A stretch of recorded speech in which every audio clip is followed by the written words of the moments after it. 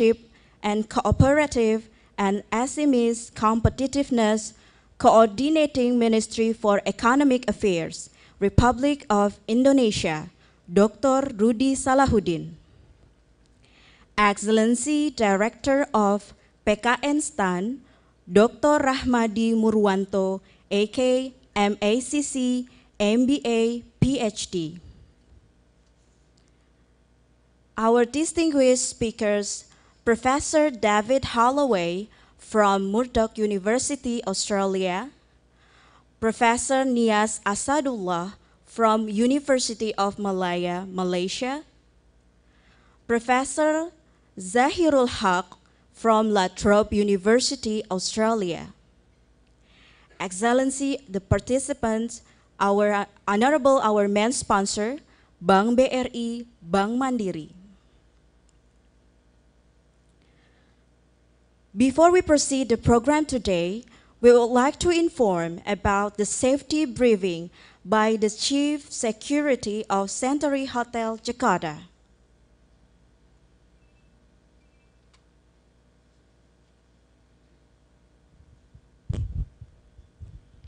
Bismillahirrahmanirrahim. Good morning, ladies and gentlemen. First, I would like to thank you for choosing our hotel as the place of your meeting today, and I hope this meeting will running well and successfully. Amen.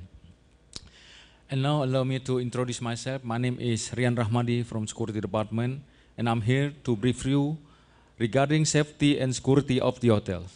And I will start from the name of our hotel. Our hotel's name is Century Park Hotel. We are four stars hotel. We have 17 floors and 476 rooms. For safety and security, every floor always be already equipped by sprinkler, smoke and heat detector, fire extinguisher, hydrant, emergency kit, emergency lamps, and emergency stair. We have the nearest emergency stair from here is on your left hand side of right there. Just push the panic bar and going down slowly. And for time being today, there's no alarm test or fire evacuation training, but if the alarm ringing and our staff announce an emergency situation, please don't panic. Because our staff will assist you and arrange you to the assembly point at back parking area. We have assembly point at back parking area.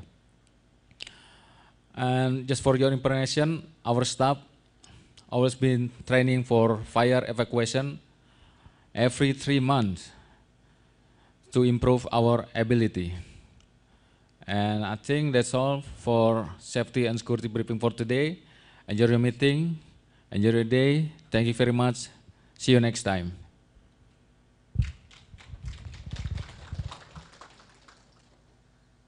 Thank you for the safety briefing. Excellencies, distinguished guests, ladies and gentlemen, please rise for our national anthem, Indonesia Raya.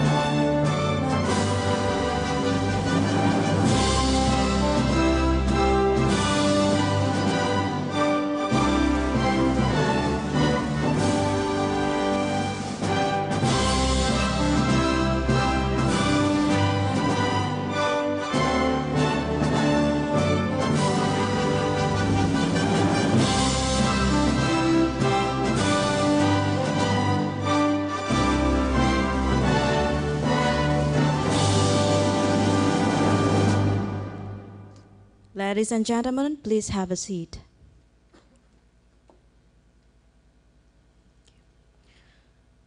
Honorable distinguished speaker participant, ladies and gentlemen, as our welcome greetings, we would like to present to you Nindak Dance from Betawi to symbolize our dedication to welcome the arrival guests as a way to show hospitality and respect. Ladies and gentlemen, please welcome Nindak Dance by Komunitas Tari FISIP Universitas Indonesia.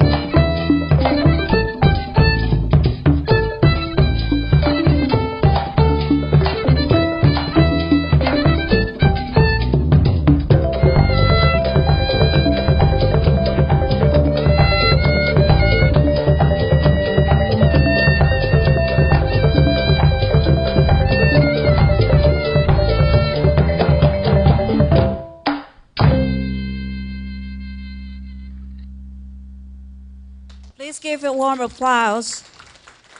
Thank you for Komunitas Visip Universitas Indonesia for your performance.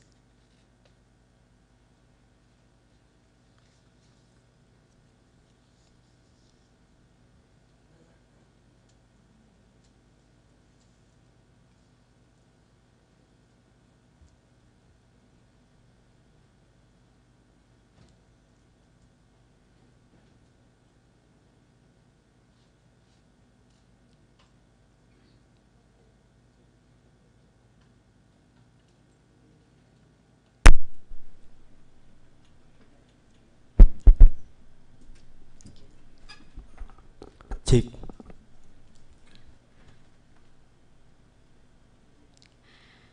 Excellencies, our distinguished guests, ladies and gentlemen, to begin the opening ceremony today, here is the report from the chairman of ISBEST Organizing Committee, Amalia Kusuma Wardini, SE, M.Com, Ph.D.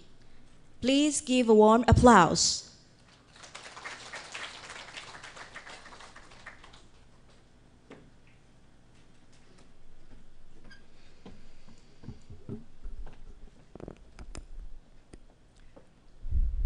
Bismillahirrahmanirrahim.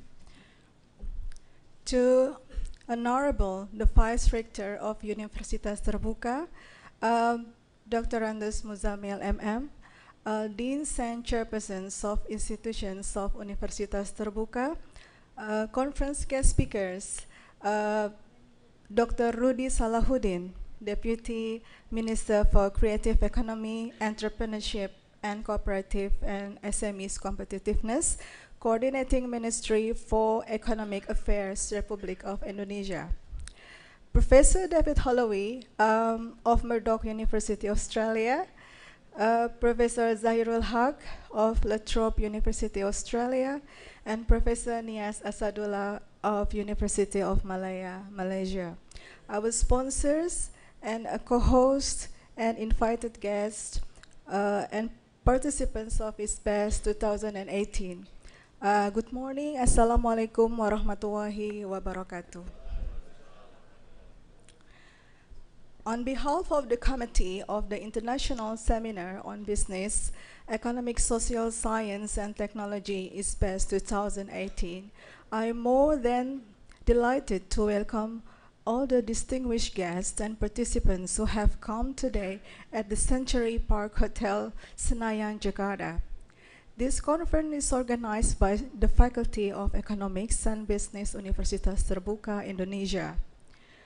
With over 40,000 students enrolled in its undergraduate and graduate programs, Faculty of Economics Universitas Terbuka is one of the most well-reputed Indonesian higher education institutions in open and distance learning disciplines. We would like to express our sincere appreciation to the Rector of the Universitas Terbuka, guest speakers, our co-host PKN STAN, our sponsors Bank BRI and Bank Mandiri, and other parties involved in making this seminar happen. This seminar aims to create a collaborative discussion as a medium for academics to share ideas. Through this seminar, we would like to engage with all of you in an open and constructive dialogue about the collaborative innovation of economic society in the era of Revolution Industry 4.0. The theme of the conference is chosen as an effort to explore economic and social challenges in the industrial era 4.0. This theme is not only expected to bring great benefits, but also pose many challenges for the community in facing the Industry 4.0. This conference, therefore, is our manifestation of responsibility as academic community. The conference theme was also raised to respond to the dynamics of economics and social challenges in society, to the rapid development of information and communication technology towards the Industry 4.0. In order to draw ideas and thoughts on efforts to explore economics and challenges in Industry Era 4.0, we invite the participation of conference guest speakers, academics, researchers, and practitioners from various scientific and institutional backgrounds. We have 89 papers to be presented and around 150 participants in the seminar today. We do hope this seminar can provide information, ideas, and problem solution in facing the Industrial Revolution 4.0 and contribute to the development of Indonesian economics society in the digital era. Finally, we express our highest appreciation to all committee members and that I cannot mention one by one, who have contributed their thoughts, time, and efforts to this conference. Without their contribution, I'm sure this conference will never exist. I wish you all have a fruitful and successful seminar. Thank you. Assalamualaikum warahmatullahi wabarakatuh. Waalaikumsalam warahmatullahi wabarakatuh. Thank you for Amalia Kusuma Wardini SEM PhD for your report. Excellencies, our distinguished guests, ladies and gentlemen, without further ado, we would like to invite to the podium to deliver his welcoming speech as the Vice Rector of Universitas Terbuka, Dr. Andes Muhammad Muzammil MM. Please give a warm applause.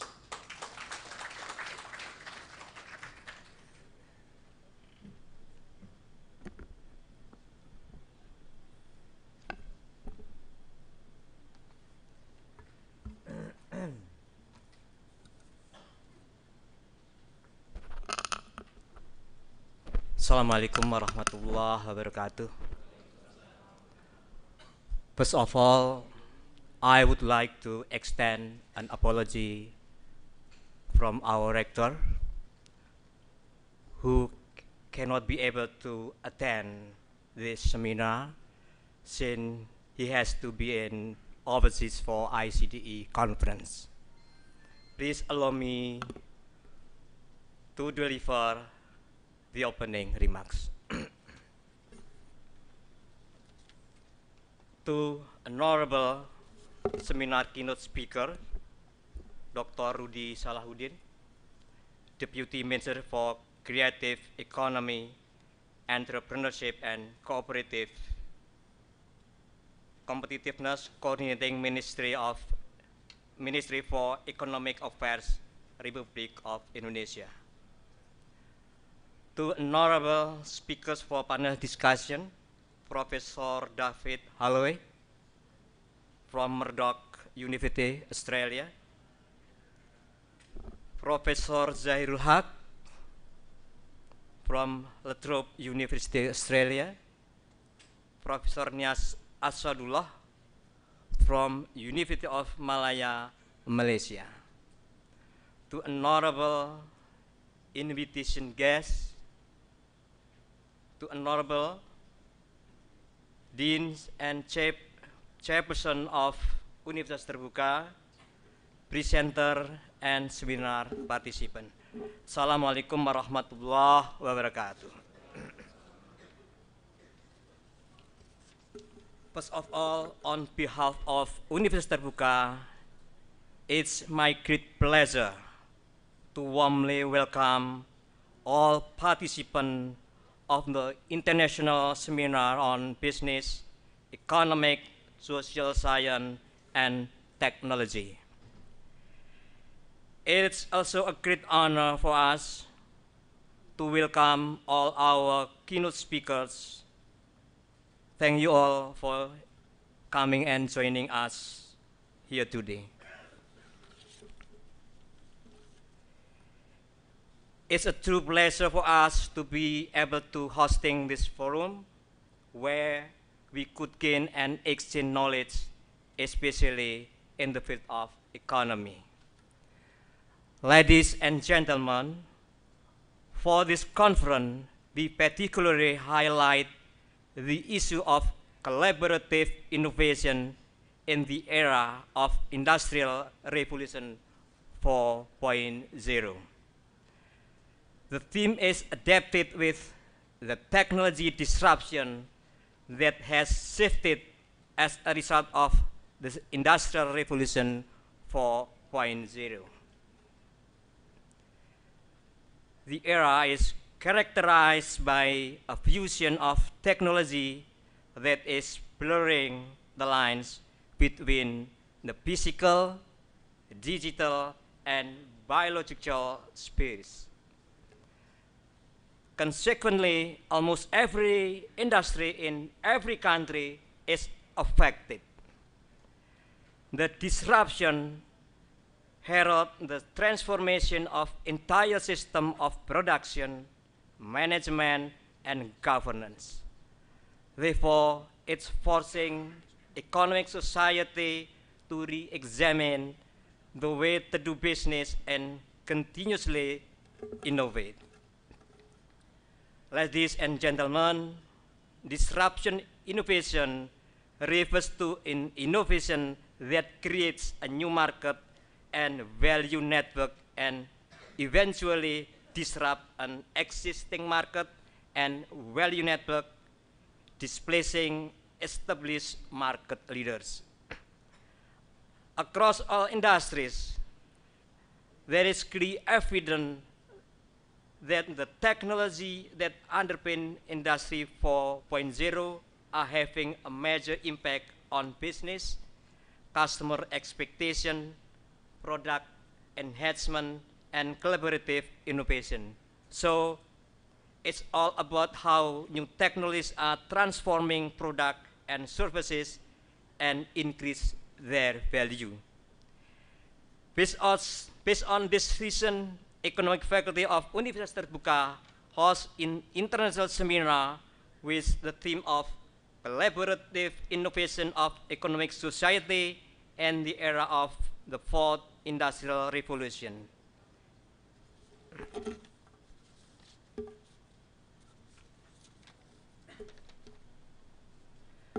Finally, we wish you all have a stimulating and productive discussion and hopefully could develop new network for collaborative research. Wassalamualaikum warahmatullahi wabarakatuh. Waalaikumsalam. Tangerang Selatan, Cismer 5th, Rektor Universitas Terbuka, Profesor Ojat Darzat. Thank you for. Thank you for Dr. Andes Muhammad Muzamil MM for your welcoming speech.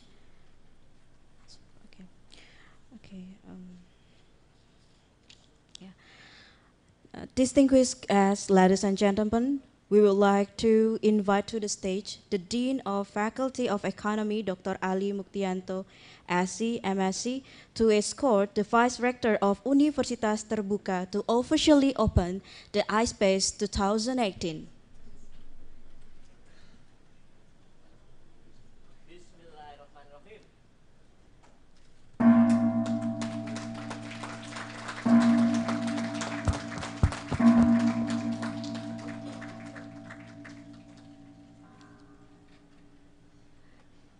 Thank you for Dr. Andes Muhammad Muzamil MM and Dr. Ali. Please have a seat.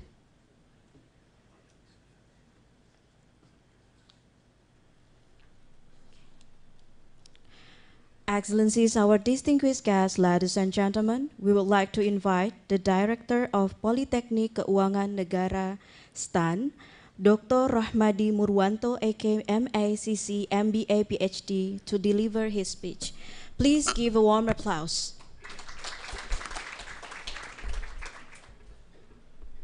Assalamualaikum warahmatullahi wabarakatuh.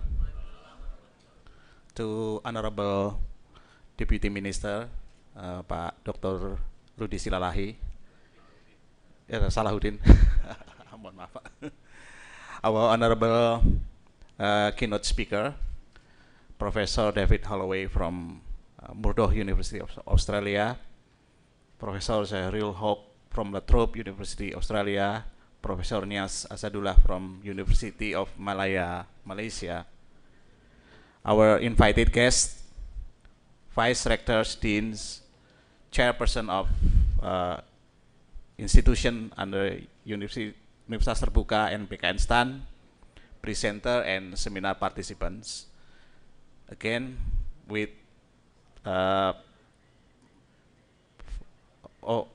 not to mention that Vice Rector, I'm sorry, because Dr. Andes Muhammad Muzamil, MM, and with Director, I would also welcome you all into this first conference on the International Seminar on Business Economics, Social Science and Technology, or ISBEST 2018. It's also a great honor for me to also welcome our keynote speakers for the breakout session, and all participants in this seminar. This seminar is very important for us because this is the first time for us to have a collaboration with the Universitas Terbuka.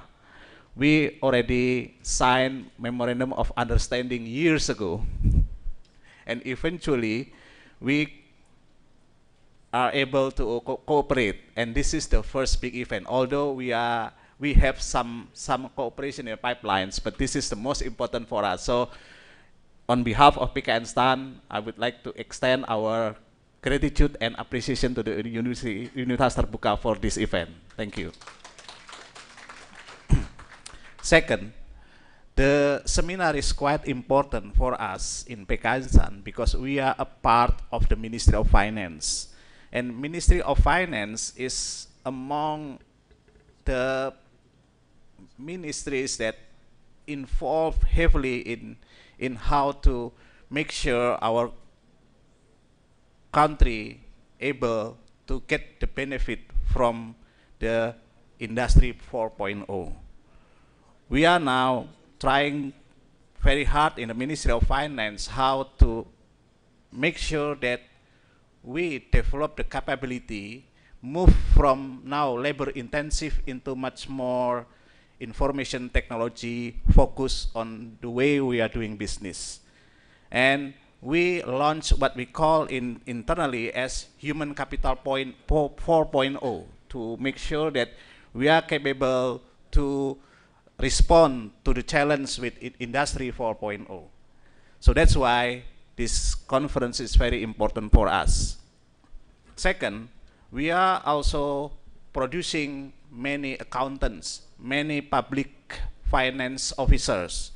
And in the future, those people should be able to take advantage of the way we move into Industry 4.0, so we could make the management of financial asset, financial management in our country to be much more suitable to the development of information technology. We are in the era what I call is information overload. In the past, we are trained to find as much as information we can get. Now the information already there, and it's so abundant. Now we are so confused. It's quite difficult, as we mentioned every day. There are a lot of hoax, a lot of false information spreading around the country, make everybody confused. And in my opinion, it's very, very important for us that we, especially in our generation, if we could not cope with the development of information technology, probably we would be able to help the current generation or the next generation to benefit that, especially in our country. And this conference is quite important because many people will show up or will present their findings, their research, and it could be important for us in the higher education to get as much as the current knowledge in the area of information technology as we can get. And hopefully we could incorporate all of those new development in our curricula. So basically, I don't want to talk too much here because just welcoming speech. In the end, I hope we all could have a very stimulating, interesting, and productive discussion and hopefully we could have a very, very good collaboration in the future, especially in the area of research and in how we are trying to cope with the Industry 4.0. Thank you very much. Wassalamualaikum warahmatullahi wabarakatuh. Thank you for Dr. Rahmadi Murwanto for your speech. Excellencies, our distinguished guests, ladies and gentlemen, it is now my deep pleasure to introduce the Deputy Minister for Creative Economy, Entrepreneurship and Cooperatives and SMEs Competitiveness, Coordinating Ministry for Economic Affairs, Republic of Indonesia, Dr. Rudi Salahuddin. Please give a warm applause.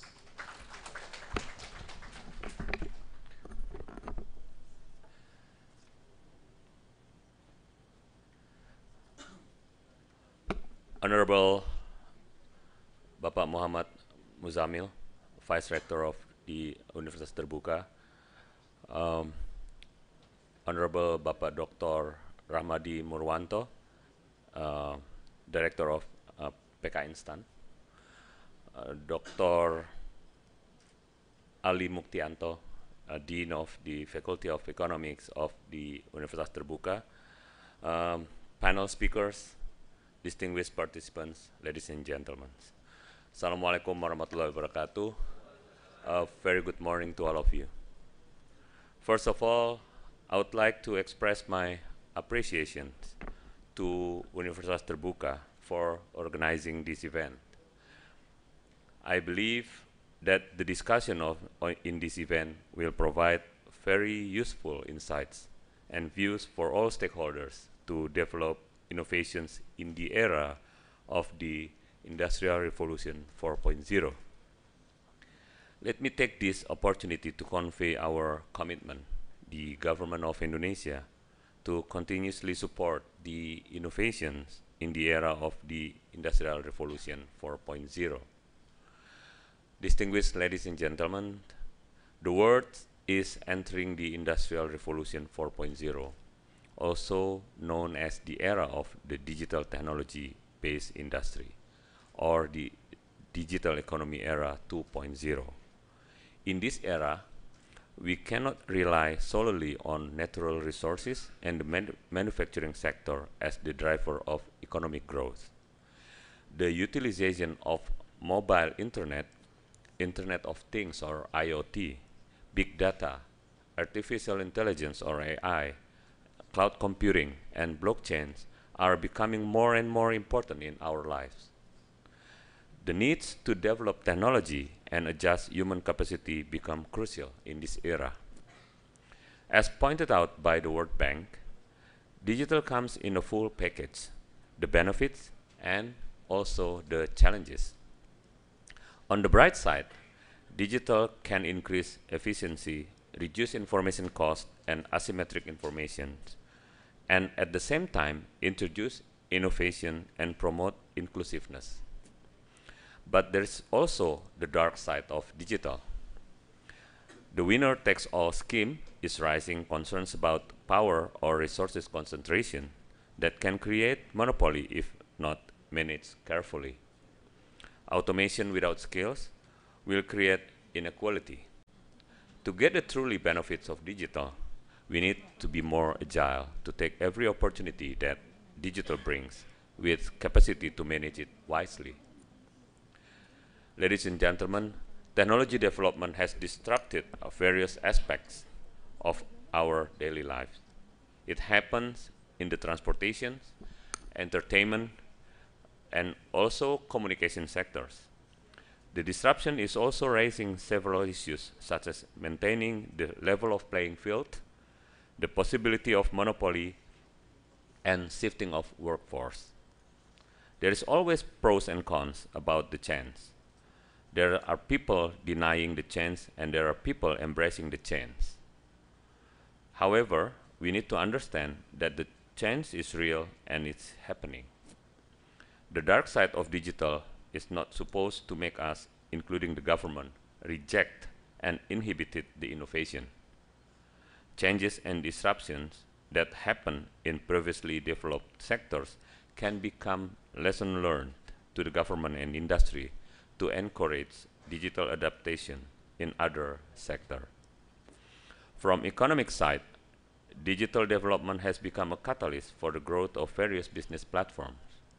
The capitalization value, the top 10 platform companies, is currently higher than that one of the conventional companies, and it is achieved in shorter period of time. Ladies and gentlemen, in the digital economy era, we must be able to adapt vibrantly to remain competitive.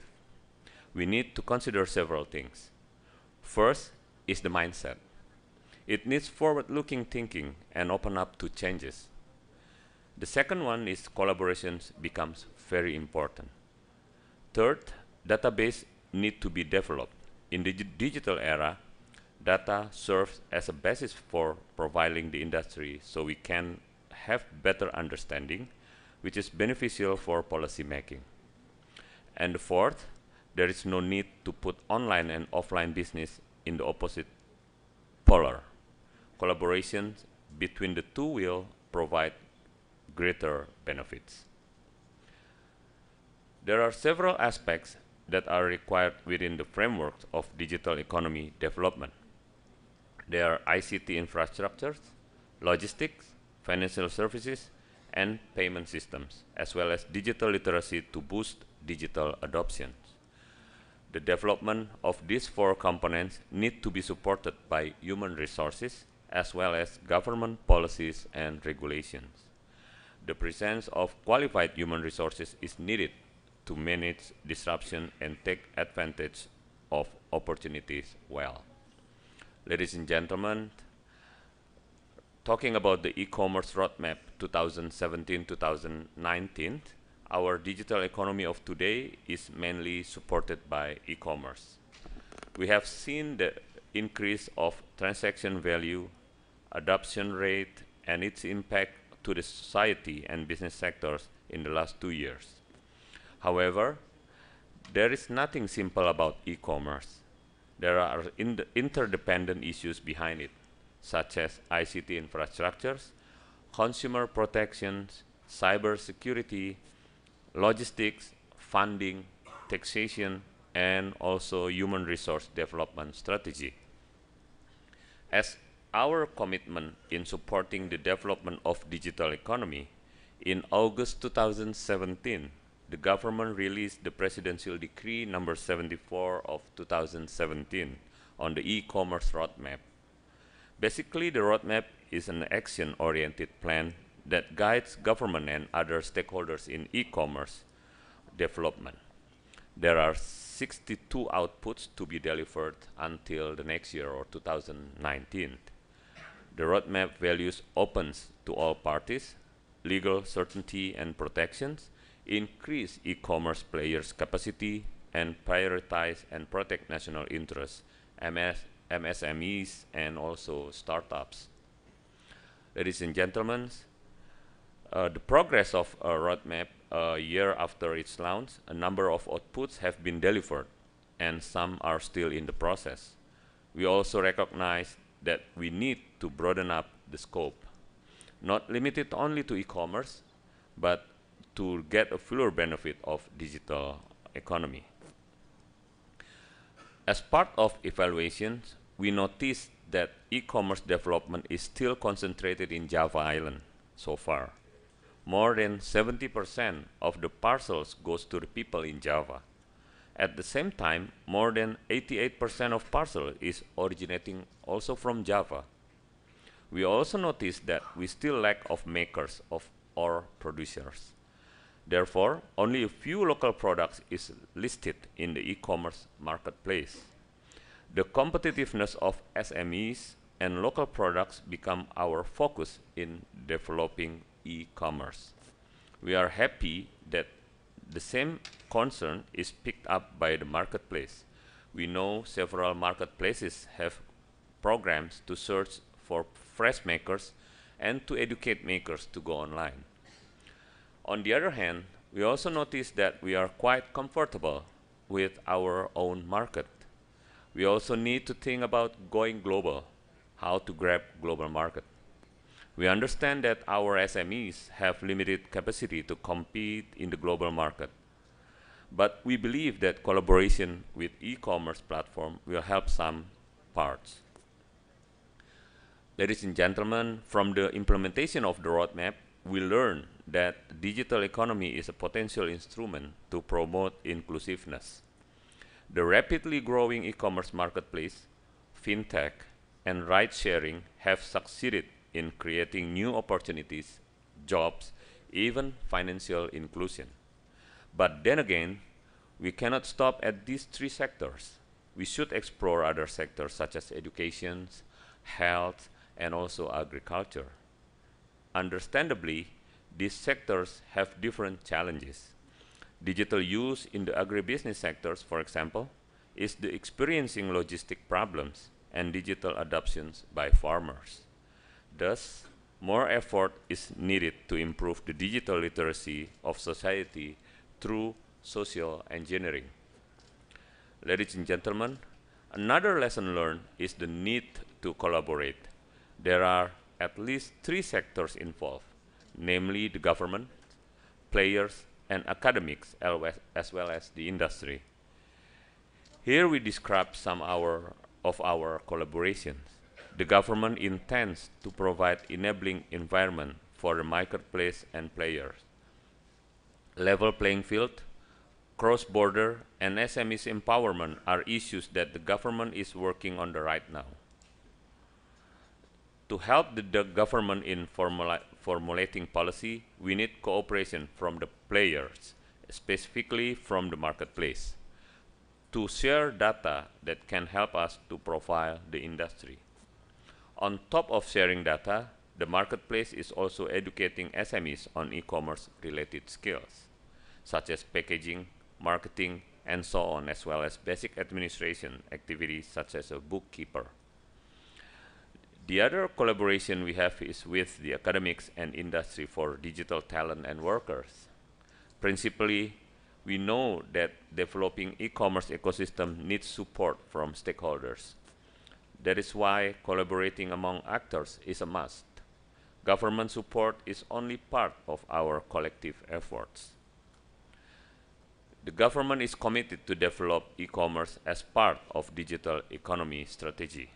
There are ministries having programs to support SMEs in developing market products and human capital, as well as providing logistic funding and licensing.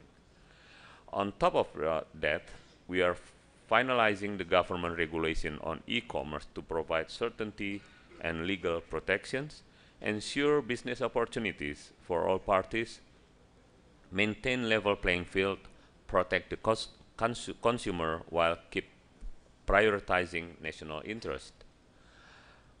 Distinguished ladies and gentlemen, we understand that digital era is a brandware era, where the role of humans become important. Opportunities and challenges related to the transformation of skills and labor needs to be addressed quickly. In encouraging the development of a digital economy, the government cannot move on its own. Understanding and collaboration among stakeholders is also needed. The problem of lack of talent, for example, can be solved together with universities and business with an appropriate policy support from the government. Ladies and gentlemen, to meet the demand of digital economy talent, it can be prepared through vocational education and training, or VET, development policy. However, VET in Indonesia still needs improvement since the quality is still inadequate, so the mismatch between demand and supply is quite high. The improvement can be done by revitalizing the vocational institutions in order to keep up the development of Industry 4.0 and digital economy. In addition, courses and curricula need to be adjusted to be in line with the industry needs. Therefore, the government of Indonesia has launched the Indonesia Vocational Development Roadmap 2017-2025. The roadmap focuses on improving and revitalizing vocational institutions to link and match with the current future industry needs. There are 3 vocational institutions. vocational high school or SMK, vocational higher education or polytechnic, and also the government vocational training institution or BLK, which implement vocational education process in Indonesia. Nevertheless, they often do not focus on doing their duties. For that reason, the roadmap serves as a guidance for their functions and duties in order to not overlap on its implementation. In addition, the roadmap also emphasizes the necessity of preparing skilled workers to all stakeholders in order to support successful establishment for 6 national priority sectors, which are manufacture, agribusiness, health, digital economy, tourism, and also migrant skilled workers. The development of 6 priority sectors required human capital in digital economy. In this era, mostly all sectors required competent digital technology-based talent. The roadmap also explains policies to improve business processes in developing vocational education and training more extreme and implemented from downstream to upstream. Ladies and gentlemen, one of the implementation of vocational roadmap is to improve coordination between stakeholders to streamline skill gap information in the labor market. Our office, the Coordinating Ministry for Economic Affairs, is in collaboration with the World Bank to make the Skill Monitoring System, or SMS, program. This program aims to harmonize various labor sector policies. And then the second one, to monitor and improve labor market information, both demand and supply, and also provide skill gap information in the labor market. This skill monitoring system making use two approaches, top-down analysis and bottom-up analysis. The result of the analysis is there are 35 critical occupation lists consisting of 17 low-risk automation jobs, 17 medium-risk automation jobs, and 1 high-risk automation jobs. Related to the digital economy sectors, there are 3 groups of jobs needed by industry, but they are difficult to fill. This shows that talents such as data scientists, big data engineers, software engineers, programmers, and cellular developers are very difficult to obtain. This skills monitoring system programs is very comprehensive to get information of labor market and critical occupation list, because this program is based on evidence of quantitative and qualitative data. From the COL results, or critical occupation list, the government can encourage and take various important policies to develop skills in the futures, such as in the field of digital economy, to prepare talents that are in line with industry needs and developments in global trends. Ladies and gentlemen, according to Darwin's Origin of Species, it is not the most intellectual of the species that survives, it is not the strongest that survive, but the species that survives is the one that is able best to adapt and adjust to the changing environments in which it finds itself. That is the gist of what we are committed and working on to facilitate digital economy development in Indonesia. I hope this forum can bridge every stakeholders in building potential cooperation and encourage more innovations to growth. Wabillahi taufiq wal hidayah. Wassalamualaikum warahmatullahi wabarakatuh. Thank you for Dr. Rudi Salahuddin for your keynote speech. We would like to ask Dr. Rudi Salahuddin to stay on the stage. And also we want to invite Dr. Rahmadi Murwanto, aka M.A.CC, M.B.A, Ph.D, to come to the stage. And also kindly please Dr. Muhammad Muzammil MM to pass on the souvenir and placard from Universitas Terbuka to our keynote speaker and also our co-host.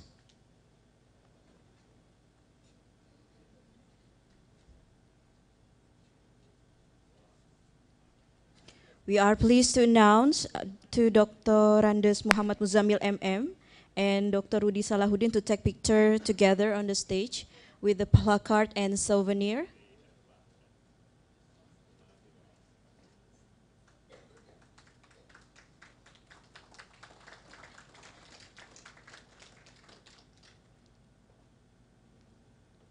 Also for Dr. Rahmadi Murwanto, AKMS, MCC, M.B.A, Ph.D.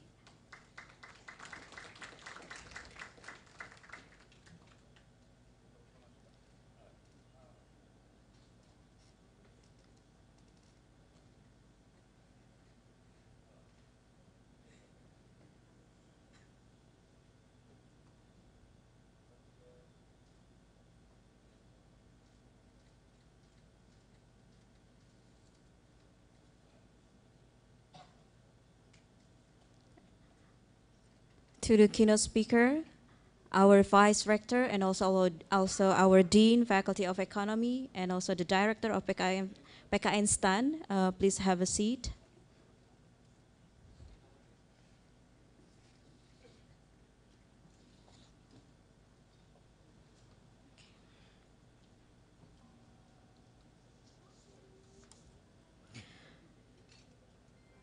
The distinguished guests, ladies and gentlemen, we already prepared the coffee break in front of the room. And kindly please, after you, okay.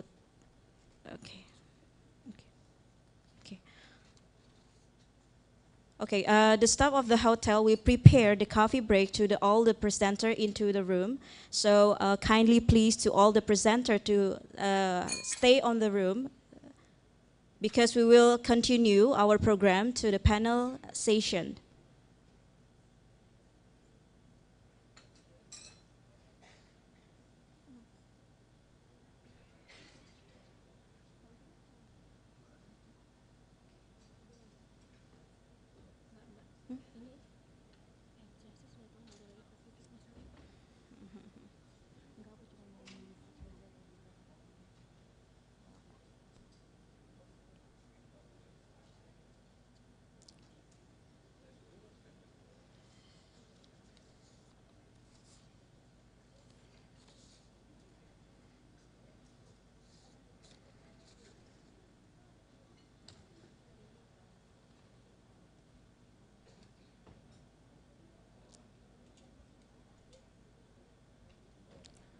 Ladies and gentlemen, please enjoy your coffee break.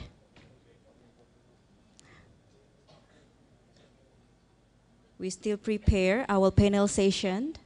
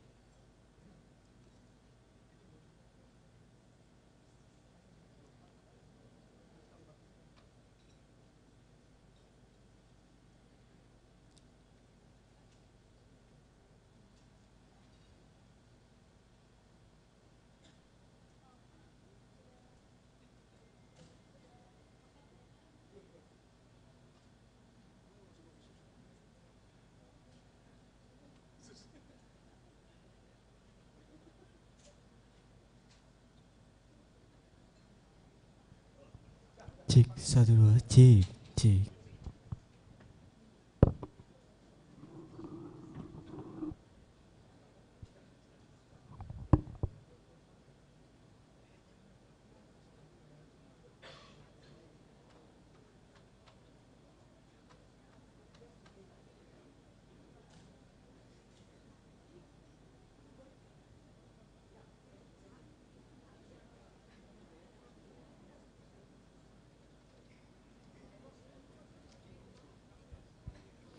Cek, satu, dua, cek.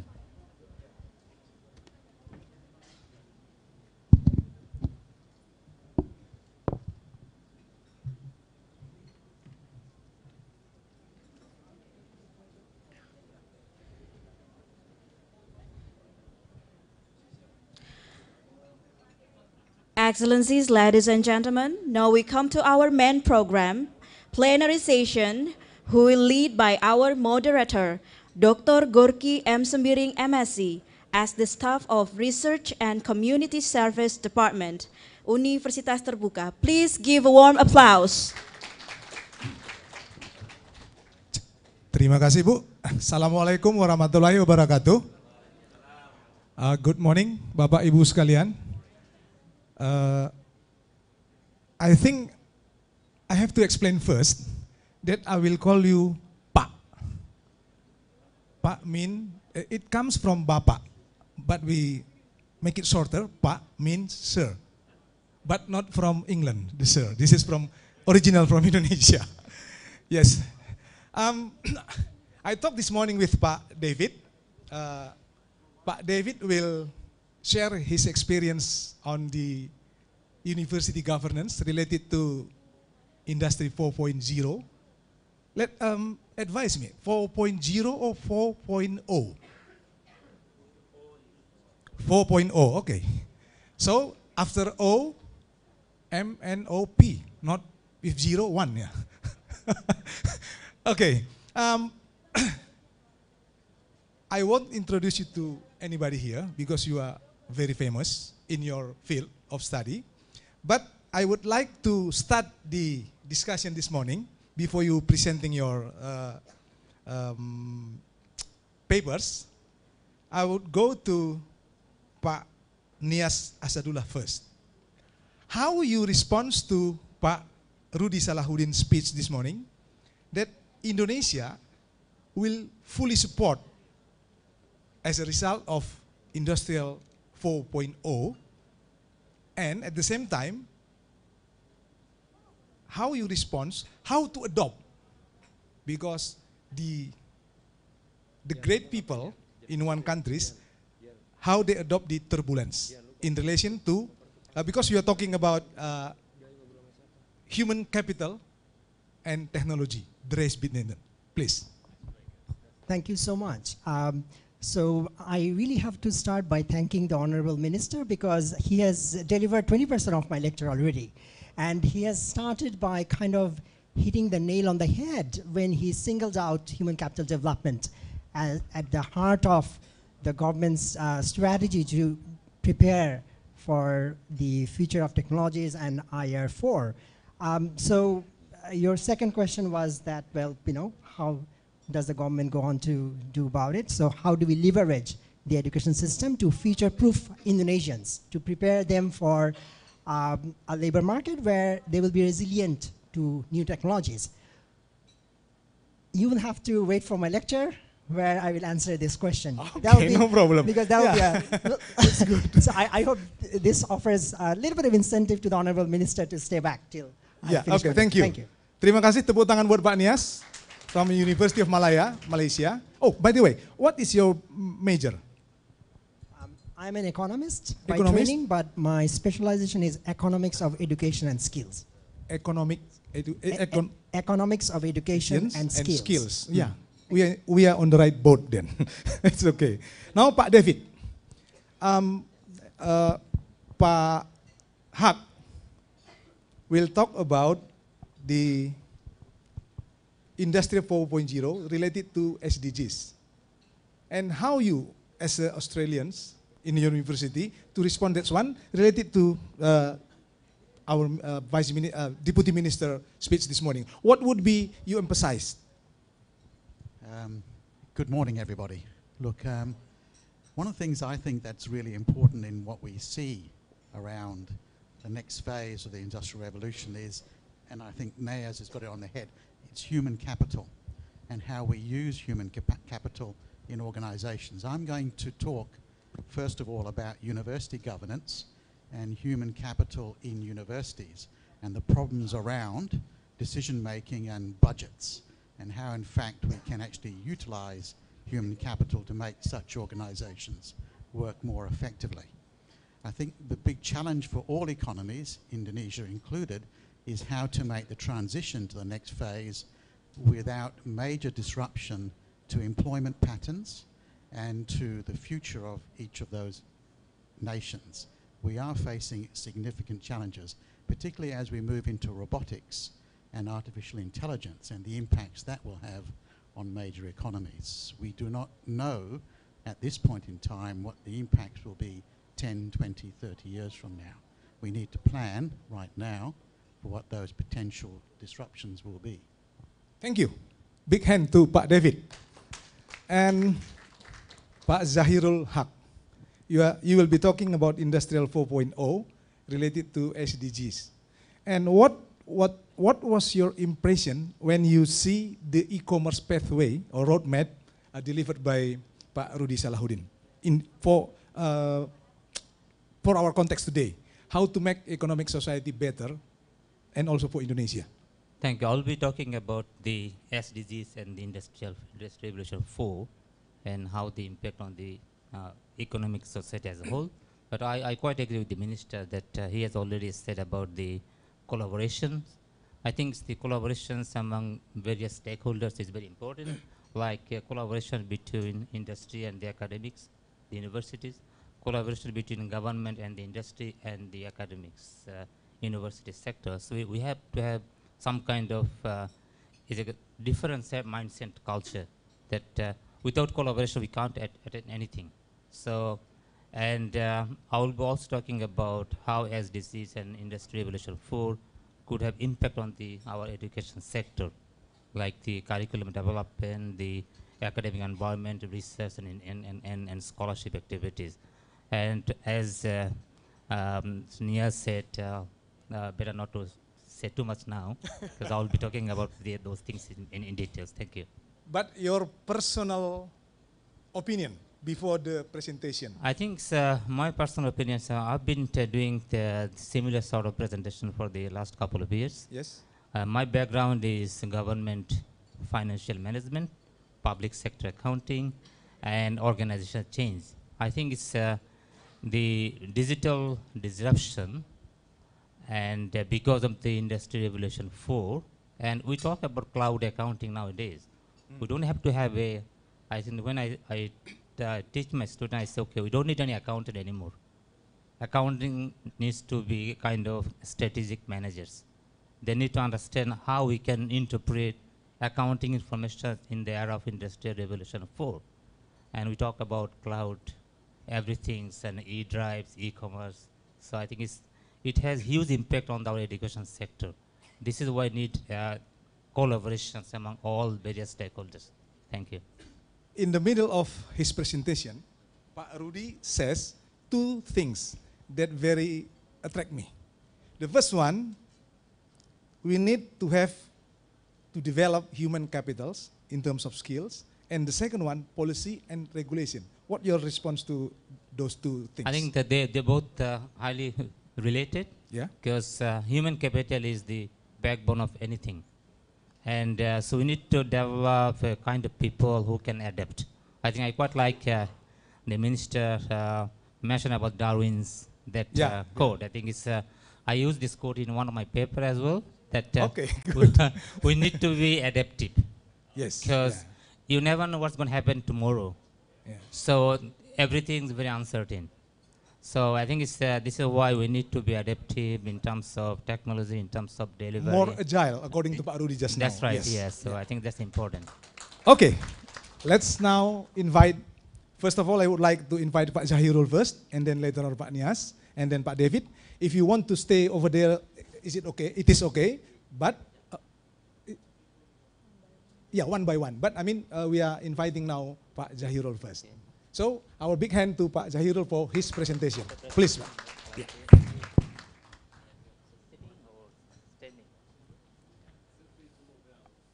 Okay, thank you everyone.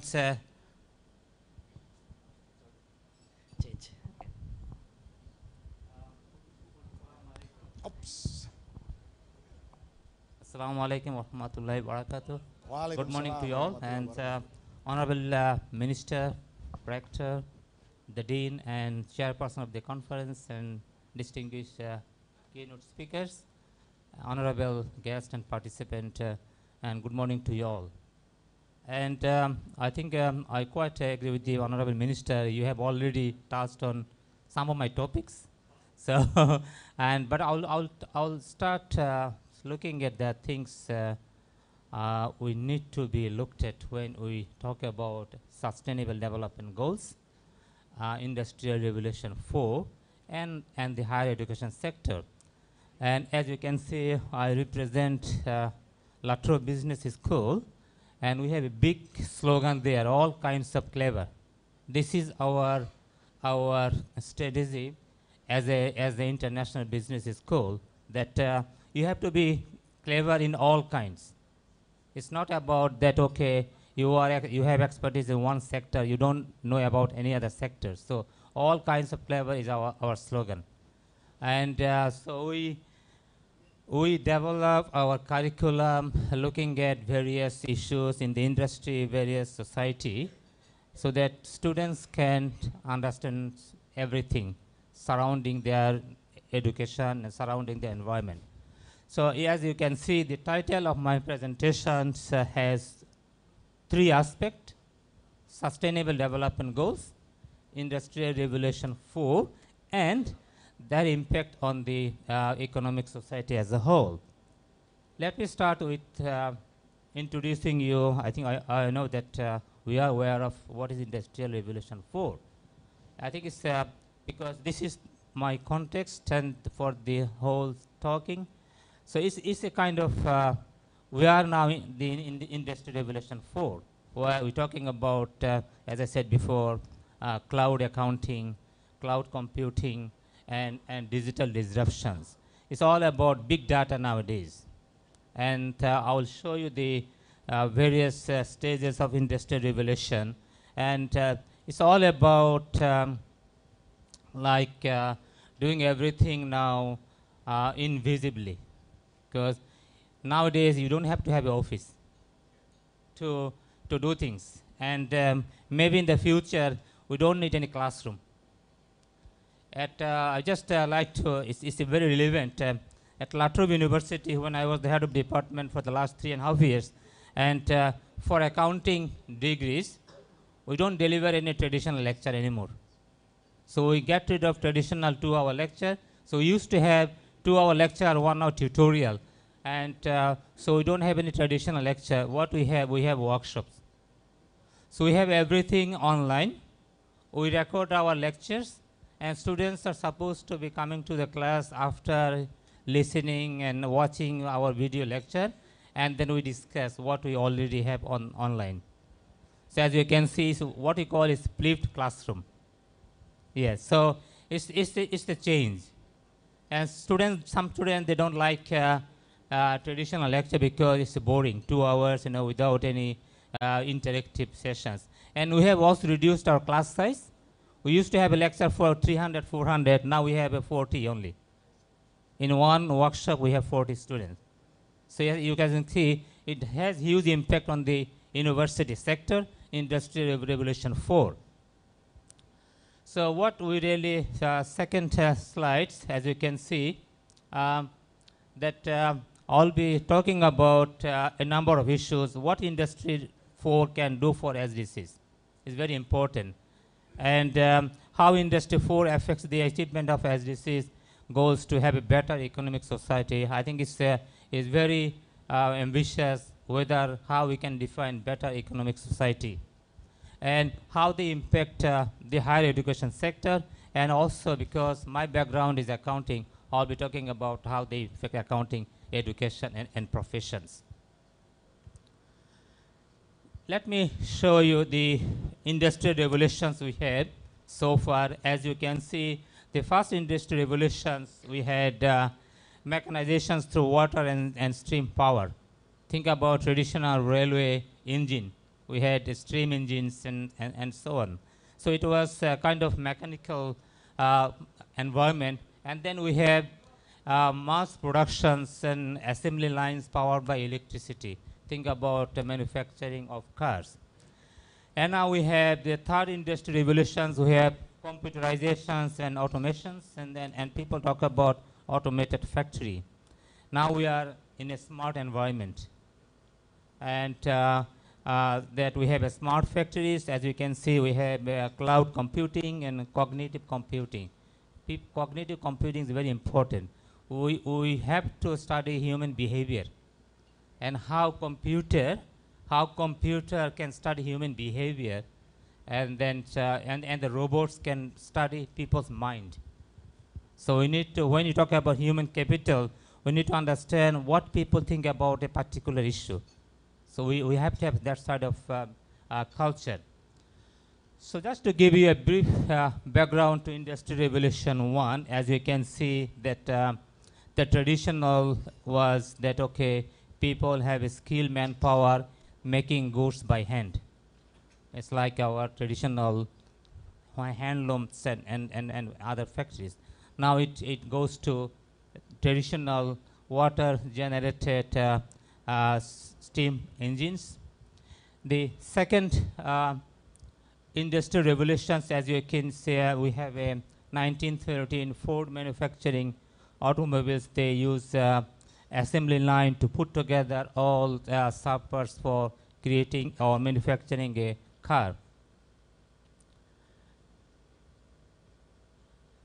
And next, Industrial Revolution 3, as you can see, automated car factory and robotics, and we have in our environments computer manufacturing machines and computer control machines, so robots and other computing facilities monitor and control everything. What about this Industry Revolution 4? Think about in 2004, 8, and think about this industry would look like this. So when you have a car, and then not, I think it's we will have soon driveless car. It's not far away.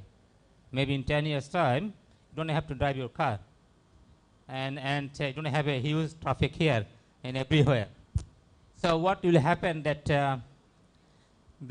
you enter into the factory and you see not many people around, all computers, and people nowadays think about nowadays what we do. We have a Skype meeting, we have a Zoom meeting, we have video conferencing, and you don't have to attend a conference physically. Maybe in the future you pay your fees, and then you have Skype or Zoom. Everything's video conferencing. This is going to happen very soon. Very interestingly, when I looked at the industrial revolutions and other things, and this is information is that okay, who started this talking? It's not very long ago that German Chancellor Angela Merkel talked about in 2015 in a forum that we need to have this kind of understanding about Industrial Revolution 4, how they can affect the society as a whole. So she introduced this idea that we need to understand how this can influence our organizations. And similarly, the United States has already developed some kind of manufacturing leadership coalition, because we talk about the collaboration. So there's already started a non-profit coalitions or organizations where, as you can see, collaborative people like manufacturers, suppliers, technology firms, government agencies, and so on. So this kind of collaboration is very important, and then this is why we need to work out how they can influence the economic society as a whole. Okay, let me introduce you to these SDGs and Sustainable Development Goals. As you can see, everywhere we talk about this sustainability, and we also develop various curriculum and for students that how they can affect the industry as a whole. So, what Industry 4 can do for SDGs? How Industry 4 affects the achievement of Sustainable Development Goals to have a better economic society, and how they both impact the higher education sector. And as I said before, I'll be talking about the accounting profession as a whole. Let's talk about them. I don't want to show you that talk about every item on there, because you are already familiar with those United Nations 2030 agenda. We have 17 sustainable development goals, and they all have influence on the economic and society. Okay.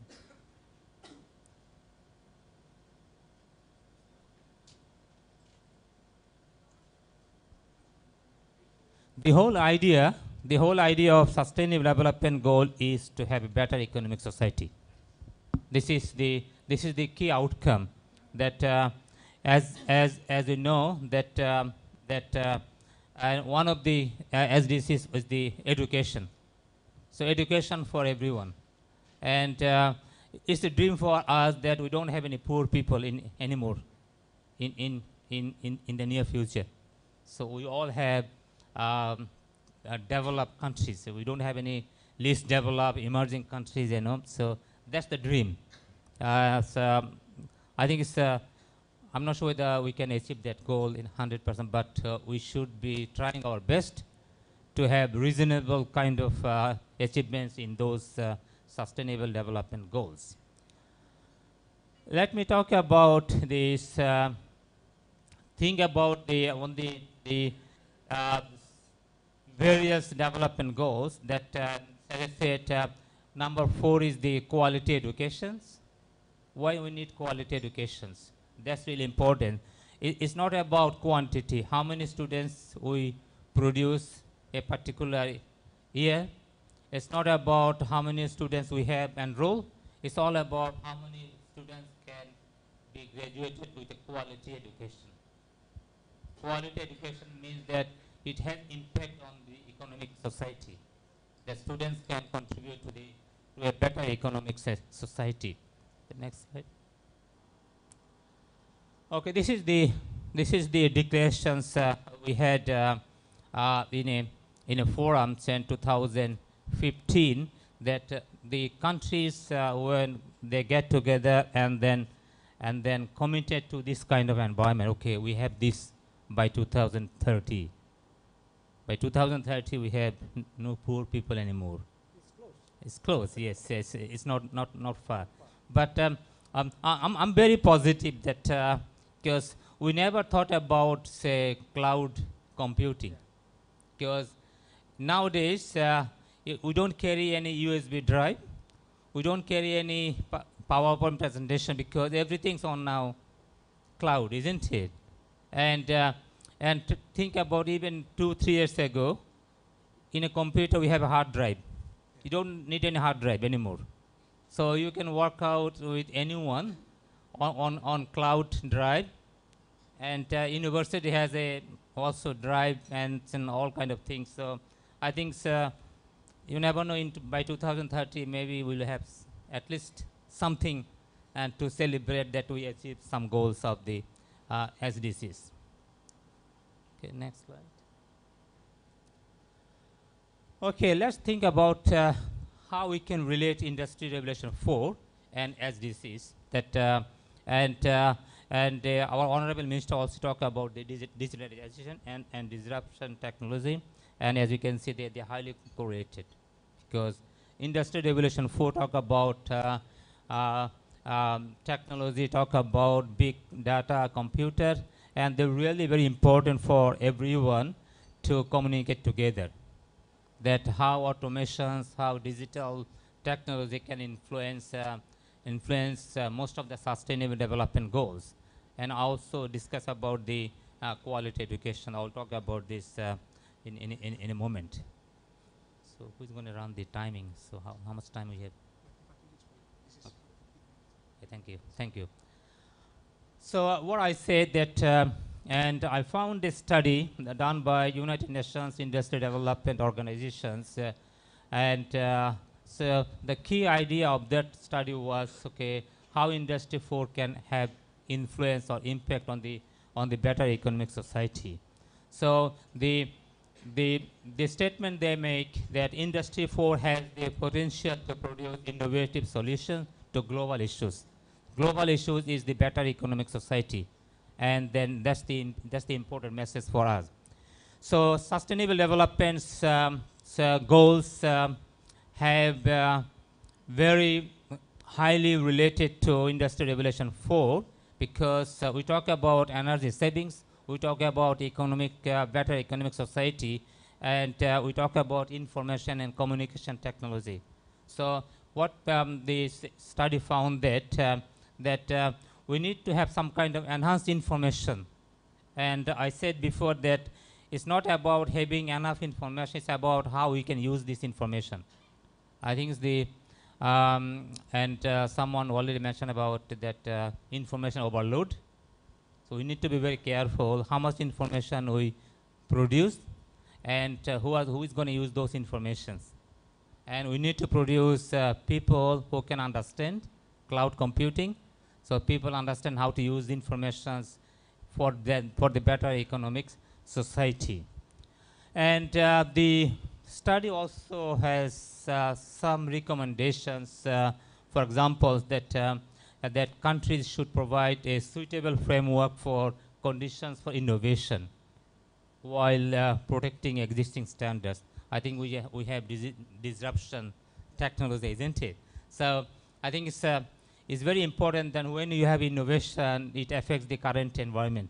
So how we can maintain current environment in a way that it doesn't have huge impact on the current or existing systems and processes. So that's really important. And also governments, I think I'm very glad to hear that Indonesian government has very responsive to the changing environment and how we can have a better economic society. I think most countries nowadays, they realize that I think it is government who can drive this society a better environment. So government should have more adapting policies that, okay, Western countries or developed countries have this kind of development. I think developing countries should also think about this, how we can be adaptive. It's not about, okay, I don't care about any other society, I care about my country. No, that's not the case anymore, isn't it? We are living in a global society. We all talk about global reforms. So let's talk about this is very important because we are gathered here in the university. So university has a huge impact on the society because we produce educators, we produce entrepreneurs, we produce businessmen. So that's also it's very important that we need to educate our students about SDGs. We need to educate our students in Industry 4 and how they impact the society as a whole. So what are the issues and trends in education today, and what needs to be done in the future? That's really important because I know that most of us here, you come from various education institutions, and I think this is the message we should carry, we should take away from today's. And our Honorable Minister also mentioned about the Internet of Things. Because think about smartphone. And in the near future, and some universities already and introduce a smartphone in a classroom. And we don't have any traditional whiteboard anymore. And so every student will have a smartphone, and then the lecturer will have direct interactions with every students. And at La Trobe we have trials recently that we all have some kind of training, so how we can interact with our students. So we have, say, 40 students, everyone has a smartphone or iPad, and so students interact with the lecturers using the smartphone, It's like a click on one button, and then students, we can see the student's picture who actually likes to talk about, and then everybody see, okay, who is to want to talk now. So it's interaction, and then we can have a multiple quizzes in a classroom without going through the blackboard or whiteboard, and students do everything via smartphone. So I think you can see the environment has now changed. Environment has changed, and I think so. I mentioned about the traditional lecture at La Trobe. I think it's the most universities, our classrooms say 400, 500 students. Nowadays I can see those are now not utilizing. Those classrooms are almost empty because we have a class size of 40 now. So what we have done, we have developed a new classroom, and we have all the walls are now the whiteboard. So I don't have to stand here. I can actually walk around the classrooms. Every wall I can use as a whiteboard. So, and then students, and everywhere we can have a screen, and so not only two screen, everywhere. So you can see it's very different environment, and so much interactions. And initially when we introduced this environment, we had problems with students. Students were very shy to speak. But nowadays they don't have any choice, because they come to class, they know that this would be the environment. So that is our expectation that we do for our industry, Industry Regulation 4 and the academic environment. So what we can do here, think about the traditional lecture. We have a textbook, and nowadays we hardly use any textbook. I say everything's now on the cloud, because you can find everything. You can ask Google anything you want, isn't it? So we don't have to have a textbook, because if you have one textbook, that your mindset is only for one textbook. And it's because students have the ability to find out resources from everywhere. So that's really important, that students understand the academic environment, and then things they have to do in a classroom. So the software technology, now publishers, even think about we academic publish journal articles. We don't produce any hard copy of journal anymore. Everything's online, isn't it? So here, software development is very important. So university has invested a lot of money. How we can provide better education environment using software technology. Publishers nowadays, they don't produce hard copy of the textbook. They make all available through online. Students buy e-copies or electronic copies, and then we have various software to educate our students. So that's also part of the Industry Revolution 4, automations. That's really important. And we talk about the methodology. We have to think about the better delivery framework. And I mentioned about the delivery framework that at La Trobe we introduced what we call it blended delivery.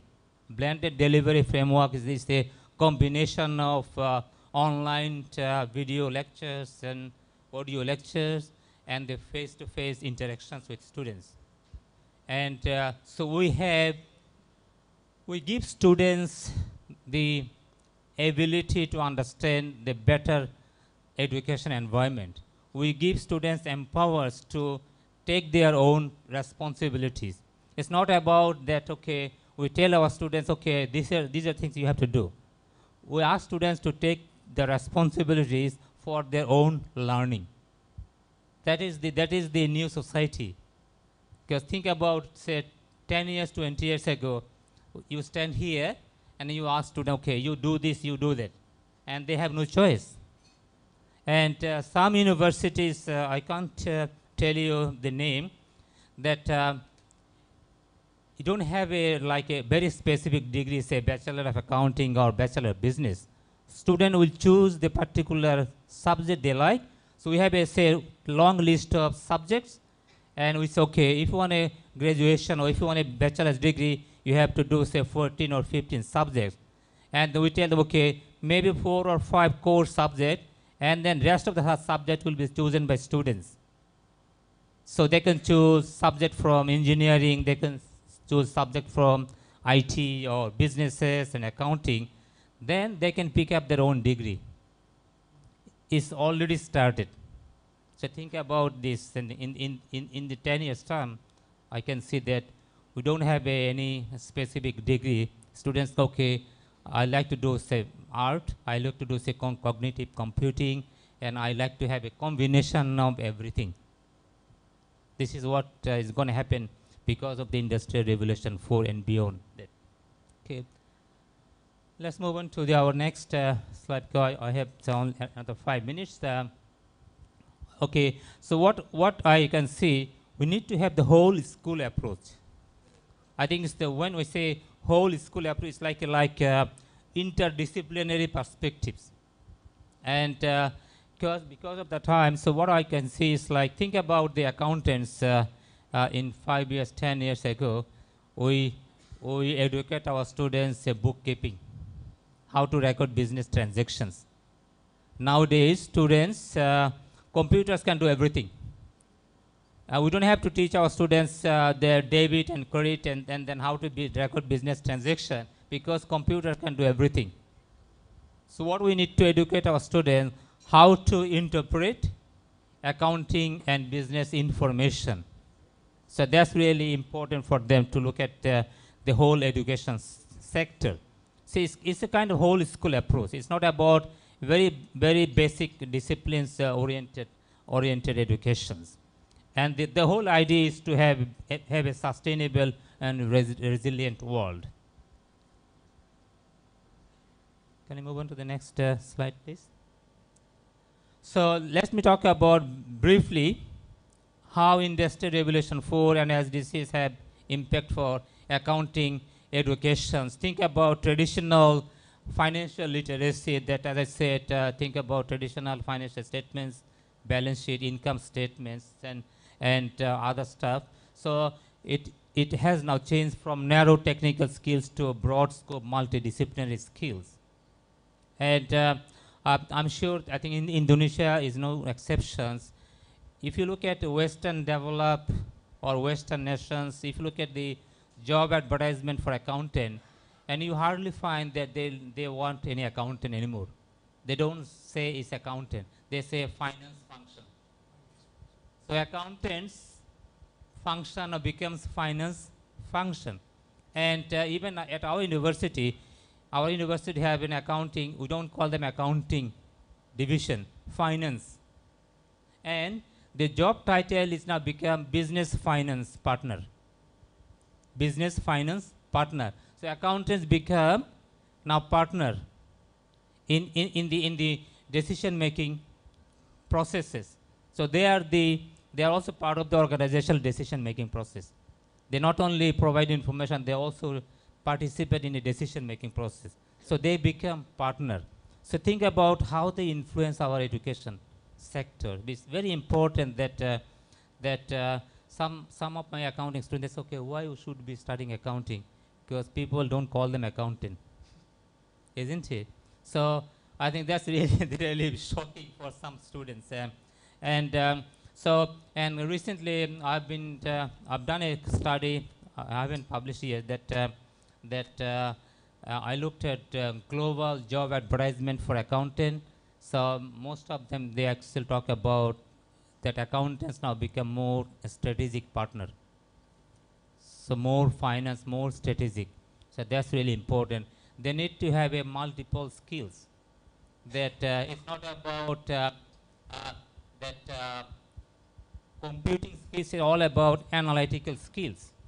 So from computing skills to analytical skills, that's very important. So as I said, the second bullet point that is very important for us, education provider, that we need to think about our curriculum, that how we can embed SDGs goals and industrial revolutions impact on our curriculum. So we need to redesign the whole curriculum for our students. That, as I said, that think about more strategic global issues in our accounting and business curriculum. So it's really important. Some universities in Australia, they already started to revolutionize in their environment. Okay, let's get rid of traditional topics, talk about new environment, new global society, sustainable development goals. So it's all about, and so we also talk about human capital. It's very important. They are the people who deliver everything. So this is really important. Okay, next slide, please. So I think it's I think the theme of this conference is collaboration.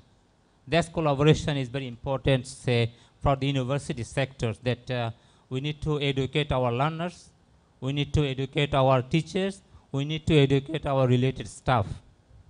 So these are the three key stakeholders in a higher education environment. We need to educate all of them about sustainable development goals, about Industrial Revolution 4, and also we need to have a collaboration with the industries, collaboration with the government.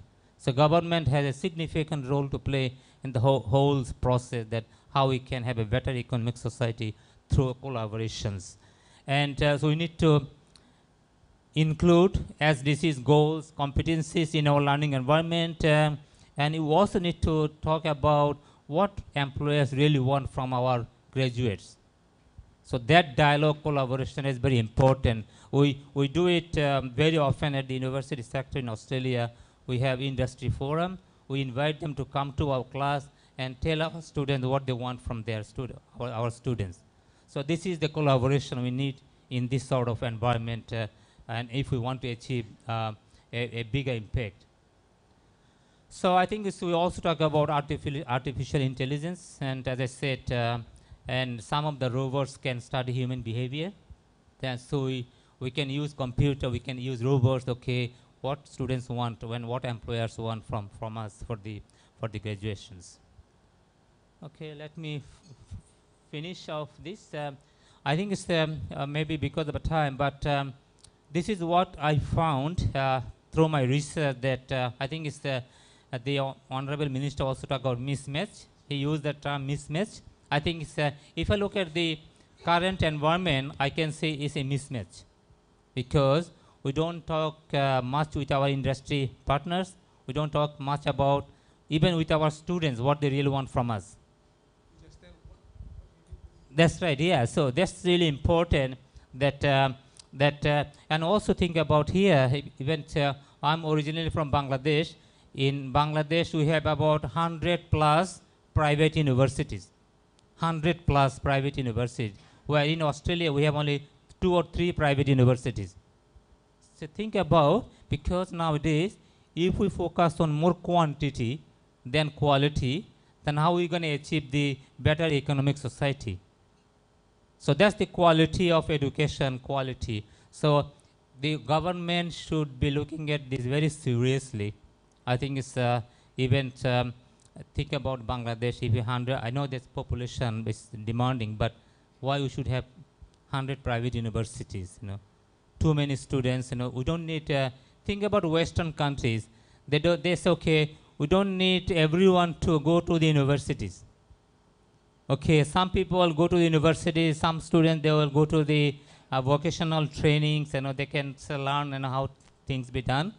But most developing countries, okay, our children, they should be educated. They should have Ph.Ds, M.B.As, all kind of postgraduate degrees. That's really not healthy. So also the lack of transparency is important. I think this is one of the mismatch.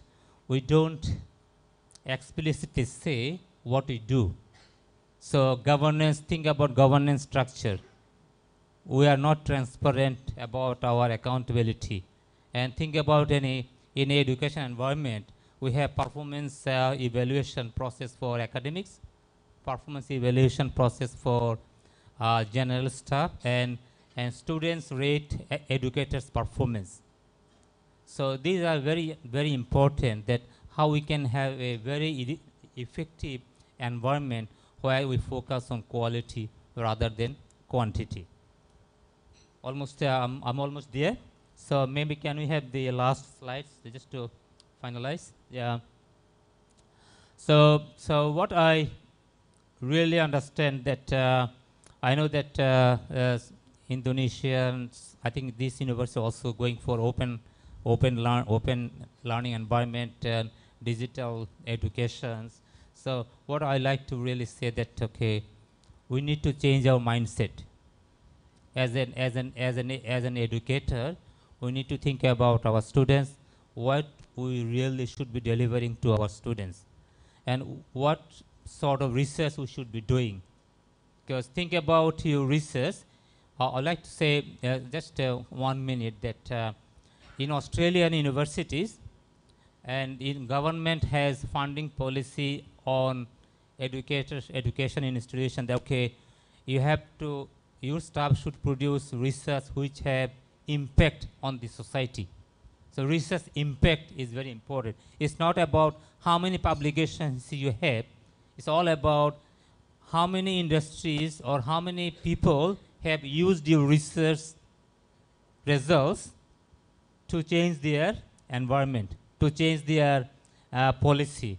So if I publish something on government policy, whether government agencies use my paper to develop something for their industries or for their organization.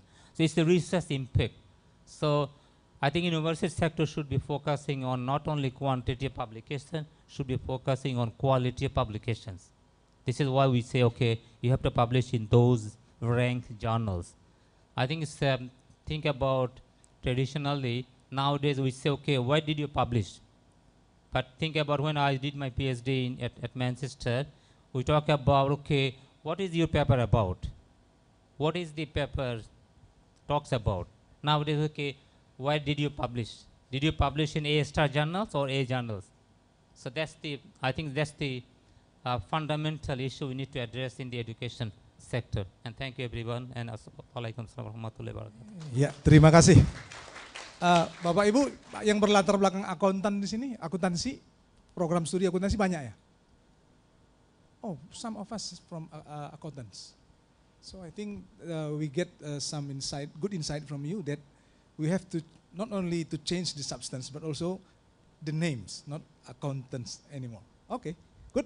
Now we are inviting Asadullah. Please, you may now you fulfill your mission. You can sit down there. Yeah. Yeah. No, over there. Yeah. I see. This is going forward or this one? Yes. Forward, backward, and this is the pointer. Yeah. You have to direct over there. Okay. From there because the computer is there. Wait a minute. It's a pointer and then, okay. Thank you, Professor Zahirul, for a very clear and precise introduction to why we are here. We are here because we all worry about Industrial Revolution 4. And the previous speaker also spent some time providing a blueprint for how we should respond to some of the worries. So why am I here? So my job is to take your understanding to the next level, to disrupt your way of thinking about what is IR4. Industrial Revolution 4 is about disruptive technologies. It is also about disruptive ideas. So my idea, the idea behind my lecture is to challenge your thinking around IR4 with a focus on education. So the title of my talk is The Race Between Human Capital and Technology. So I'll start by telling you what you already know about human capital before I tell you what you don't know about education. So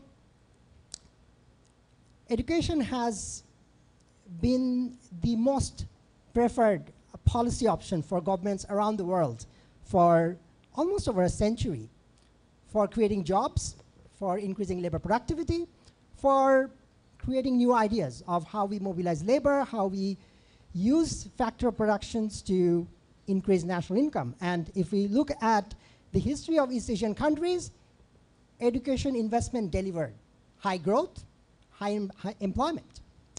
And it facilitated transition from a manufacturing-based economy to a knowledge economy.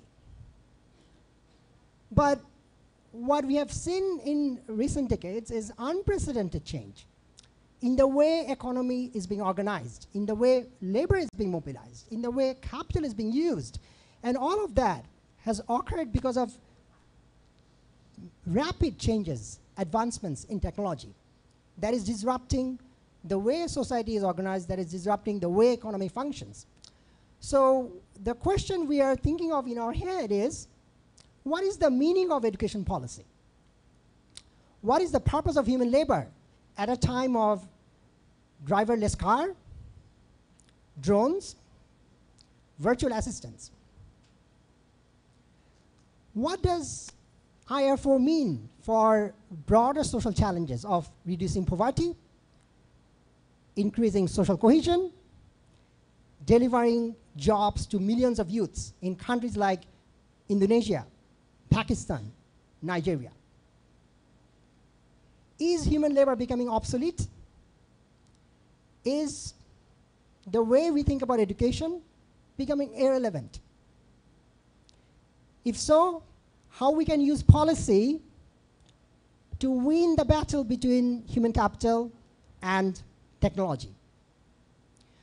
Answers to these questions cannot wait, because the age of singularity is around the corner. So what is this age of singularity? It is the cross point at which the combined human intelligence is about to be surpassed by that of machine intelligence, what we call artificial intelligence.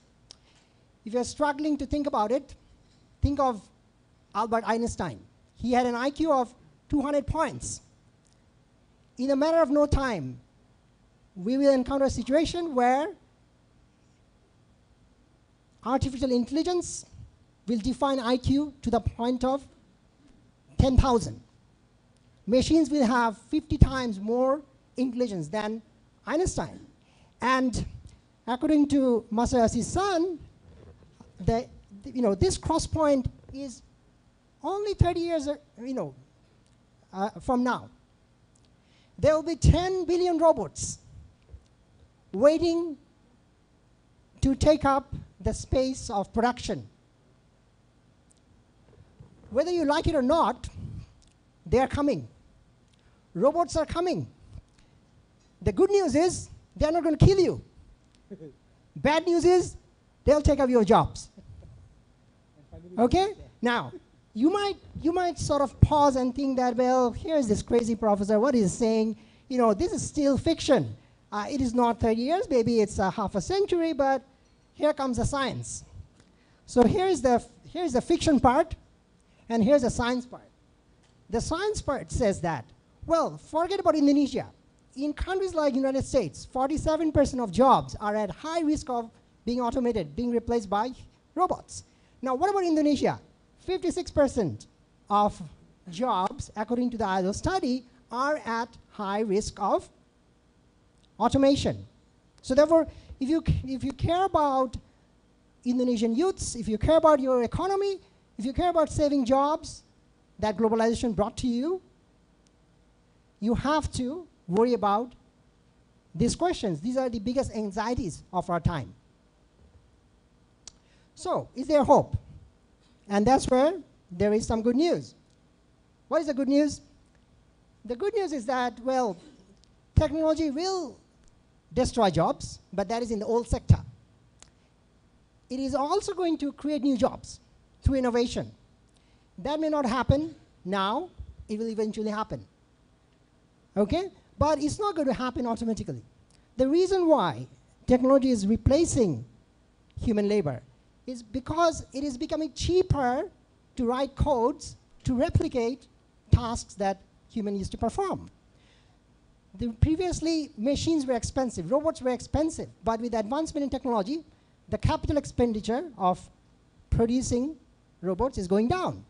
But robot has one advantage over humans: very little operating cost. Humans have low capital expenditure, high operating cost. So that's where robots have an advantage. Okay? So, moving forward, So what is the silver lining? The silver lining is the vast number of new jobs that will be created through innovation. Okay? And also, technology will make people like us, professors, doctors, lawyers, more productive.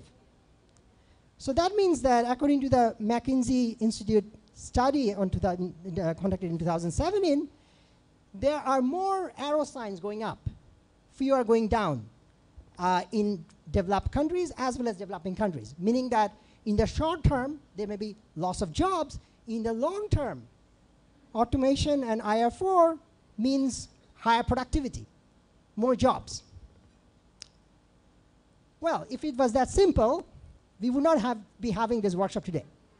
So where is the catch? The catch lies in the fact that this is not automatic. It is left to us to turn this into a reality. And that's where policy comes in.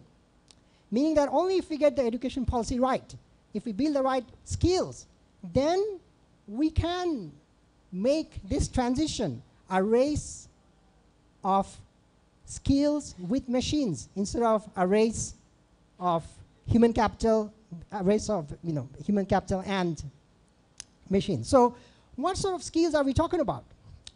So at the heart of negotiating this upcoming challenge of IR4 is to turn humans as complements to machines instead of as substitutes to machines. So how do you do it?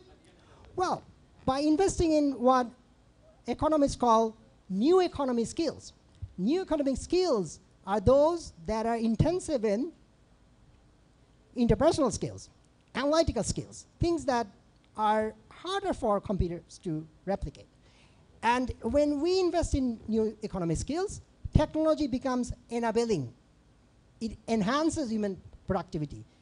It creates new tasks for human labor. In the absence of new economic skills, technology becomes labor replacing. So this is the challenge. And this brings up the point that there is this mutual dependence between technology and education. Without the right kind of education policy and without the right kind of skills, digital technology brings new risks. It means concentration of wealth. It means greater control over assets. It means greater inequality. With the right, right investment in education, with the right new economy policy, what we call, so with the right education policy, what we can describe as analog components. With the right analog components, digital technologies become a source of inclusion, source of equality, and a pathway to higher productivity. So the question again you want to ask is that, well, are we on the right track in terms of the education policy we have? And that's where the picture gets a bit complicated if we look at the progress we have made in education. But before that, let me remind you what are the risks. What are the risks of not getting education policy right? And the risk includes failing to achieve a number of sustainable development goals targets, such as the SDG target of reducing global poverty by 2030, SDG target 5 of achieving gender equality, SDG target 8 of creating jobs for everyone, and so on. So, this is a graph that is again a reminder of the kind of risks we face today. This graph shows the global distribution of call centers, pointing out that Indonesian neighbor, Philippines, currently is the country with the highest number of call center jobs. So what is the risk? Most of the employees in this sector are women who don't have new economy skills. So therefore robots are coming to displace this segment unless we put in the right kind of skills policy. And what is the larger implication of this? The larger implication of this is that this rise of machines can lead the whole world into a new gilded age where the returns to capital will be higher than returns to labor. That means greater concentration of wealth in the hand of capitalists. That means greater global inequality. And that is why the World Inequality Report singles out investment in education as the main solution for ensuring equality in the distribution of assets and income. So again, the question is, are we ready for this? How are countries in the region, including Indonesia, doing in terms of skills? And this is where the picture is not very good. What we do know, however, within the region is that countries like Japan, South Korea, Singapore, Hong Kong have succeeded in graduating from manufacturer product producers to key players in knowledge industry. And they have done so by investing in education in the right way. But the vast majority of countries in Asia, including Indonesia, are at the bottom of the distribution of education in knowledge economy index. They are far below the ASEAN average. Forget about being anywhere close to the global frontier, which is where the OECD countries are. So why is this an issue? It is a huge concern because moving forward, this mode of education is not going to be sufficient to future-proof our labor force, to make our youths resilient to technological unemployment. And why is that so? It is because this change in technology has redefined the definition of skills. We are in 21st century, and we cannot rely on 19th century skills to compete with robots. So what do we need? We need 21st century skills. So what are the 21st century skills? 21st century skills are 19th century skills plus human qualities. Being more human. It is beyond having numeracy, literacy. It is beyond digital skills. It is about excelling in critical thinking, communication, being able to collaborate. It is also about having character qualities like curiosity, being able to take initiative, grit, or persistence, and cultural awareness, leadership. So the point is that at a time when we are worrying about this long list of skills to deal with 21st century challenges, most of the countries in the region, including Indonesia, are stuck with 19th century problems of teacher absenteeism, mass illiteracy, dropout from school. Or what I'm about to tell you is a much bigger crisis that you may not have heard of. It is the learning crisis. Okay? So again, let me put this in context. While we are talking about ensuring supply of 21st century skills, the evidence from research says that there has to be also a quantitative increase, meaning that the jobs that are going to be in demand will require secondary level or post-secondary education. So therefore, it's a challenge of delivering quantity with quality, where quality is being redefined in terms of 21st century skill. So what is the problem? The problem again is that in the last 2-3 decades, countries including Indonesia has seen steady progress in school enrollment, completion, except that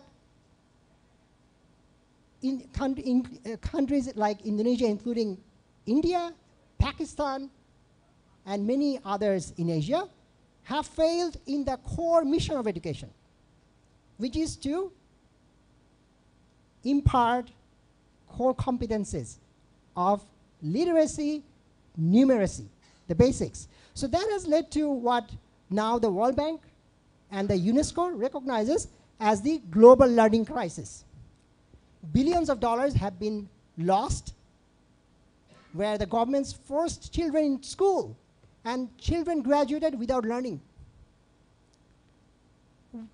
Without learning 19th century skills. So with an education system that fails to deliver 19th century skills, Asia developing Asia is ill-prepared to deal with the challenges of 21st century technological revolution.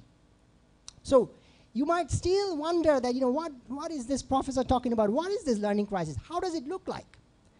This is how it looks like.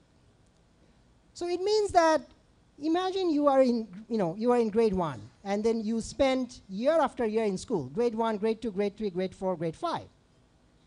If schooling works, if education means skills, you will have a steep learning curve, meaning that after you have completed primary education, you don't have to spend 5 years of extra time in school to learn what you're supposed to learn in grade 5.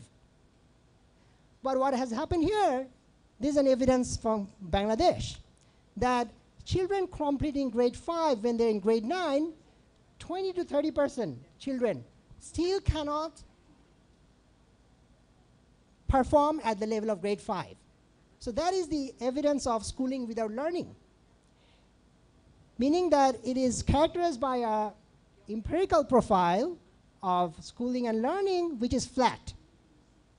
So time spent in school is not sharply increasing your knowledge of rudimentary numeracy and literacy skills. Now you might think that, well, this is a Bangladesh problem. Unfortunately, this is the pattern that I found in my research for Afghanistan, in my research for Pakistan. Okay, and remember that the slope of these lines are capturing the gains in very rudimentary skills that you are supposed to have by the time you have completed grade 5. So therefore, by the time you are in grade 10 or 9, you should have a 100% score.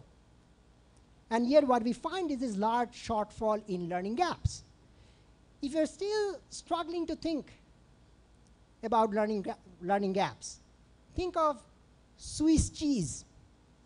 I know many of Indonesians love cheese, right? You have eaten many types of cheese in your life. But Swiss cheese is different from all other cheese in one aspect, which is it has massive holes. The sheet of cheese has holes in it.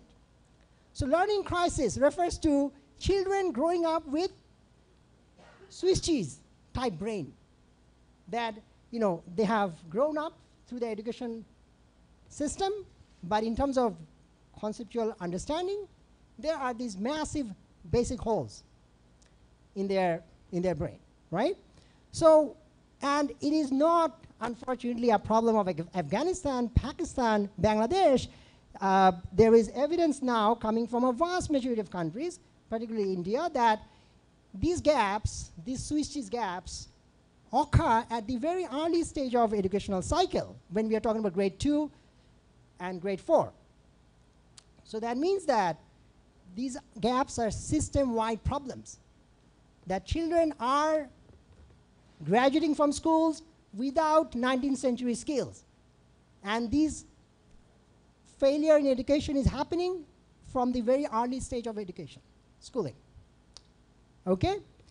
So, what about upper middle income countries like Malaysia? The good news is countries like Malaysia, Thailand are better. There you don't have Swiss cheese problem. But they have some other problem, that these countries participate in international student assessment like TIMSS and PISA. But despite millions being invested by the government, there is hardly any progress over time in the performance in science and maths as assessed by TIMSS and PISA. Now, what is the implication of this? When economists recently studied the trends in new economic skill in the labor market in Malaysia, they found a pattern that replicates nicely the trend in student assessment in secondary school in maths and science. So this is the trend in new economic skills in Malaysia over the last 10 years. And as you can see, that it has remained pretty flat. So what it means is that for countries that are doing slightly better in education, we still don't see large progress in terms of delivering 21st century skills. So now we have come to the main point. What is the main point? The main point is, I wish the education, I wish the minister was here. The main point is, how should policymakers respond to this? That is all good. Okay, we now know what is the problem. What is the solution? So I will be again provocative. And I've got David and I've got Professor here. So I will sort of question the narrative that you need to start at the top to fix this problem of future-proofing your labor force, that higher education is the magic bullet to deliver solutions for IR4. But it's not just higher education. So, people are talking about after education schemes like reskilling, upskilling, once children have left the education system. Okay? There is also talk about vocational education, as the Honorable Minister pointed out. Some countries are even thinking of introducing dual-track education, where general education can be combined with technical education. And if you're looking for an example of government response, Malaysia is where you can find some responses. And what the government has in place is a higher education blueprint to future-proof the labor force, where the government is trying to deliver 9 future-proof skill sets and 3 attributes, with a focus on lifelong learners, multiple intelligence, and computational thinking. So my question to you is this: is this the optimum response to deal with the challenges of IR4?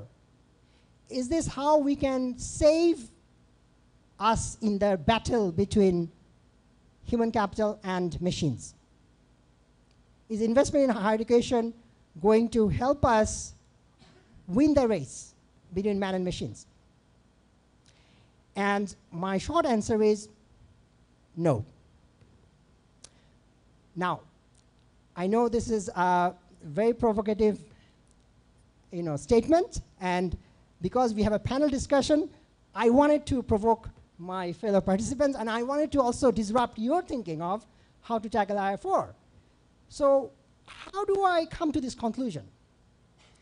This conclusion has been supported by evidence gathered by psychologists, economists, based on 2 decades of work. What they've done is to use that evidence to come up with new insights on the technology of skill production. So only if we get the technology of skill production right, we can then use skills and education to deal with the challenges of new technologies in the era of IR4.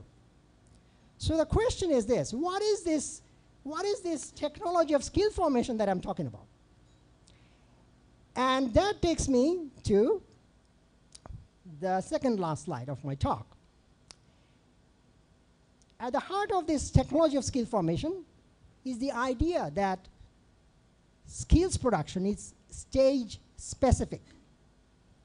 That throughout your whole life cycle in education system, when you start at the primary, then you move to secondary, then you move to higher secondary, you acquire skills.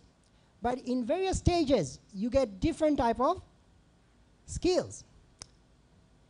So the skills that you get, the inputs into the skills production system at different stages of the childhood are complements, they are not substitutes. That's where the complication arises. So what does it mean? If you have missed an input or a skill in one stage of skill production, you cannot fully make up for it by investing heavily at a later stage. And it is because skills production is defined by 2 attributes. One is self-productivity, another is complementarity. What is this idea of self-productivity in skill production? Self-productivity implies that skills at one stage will create new skills at a later stage. So skills produce skills. So that is the first feature. The second feature is complementarity. School skills acquired at one stage increases productivity of skills acquired at a later stage. So these two features put together leads to what we call skills multipliers. Now, this again might be too confusing for some of you, so let me give you an example. Think of new economic skills. What are those?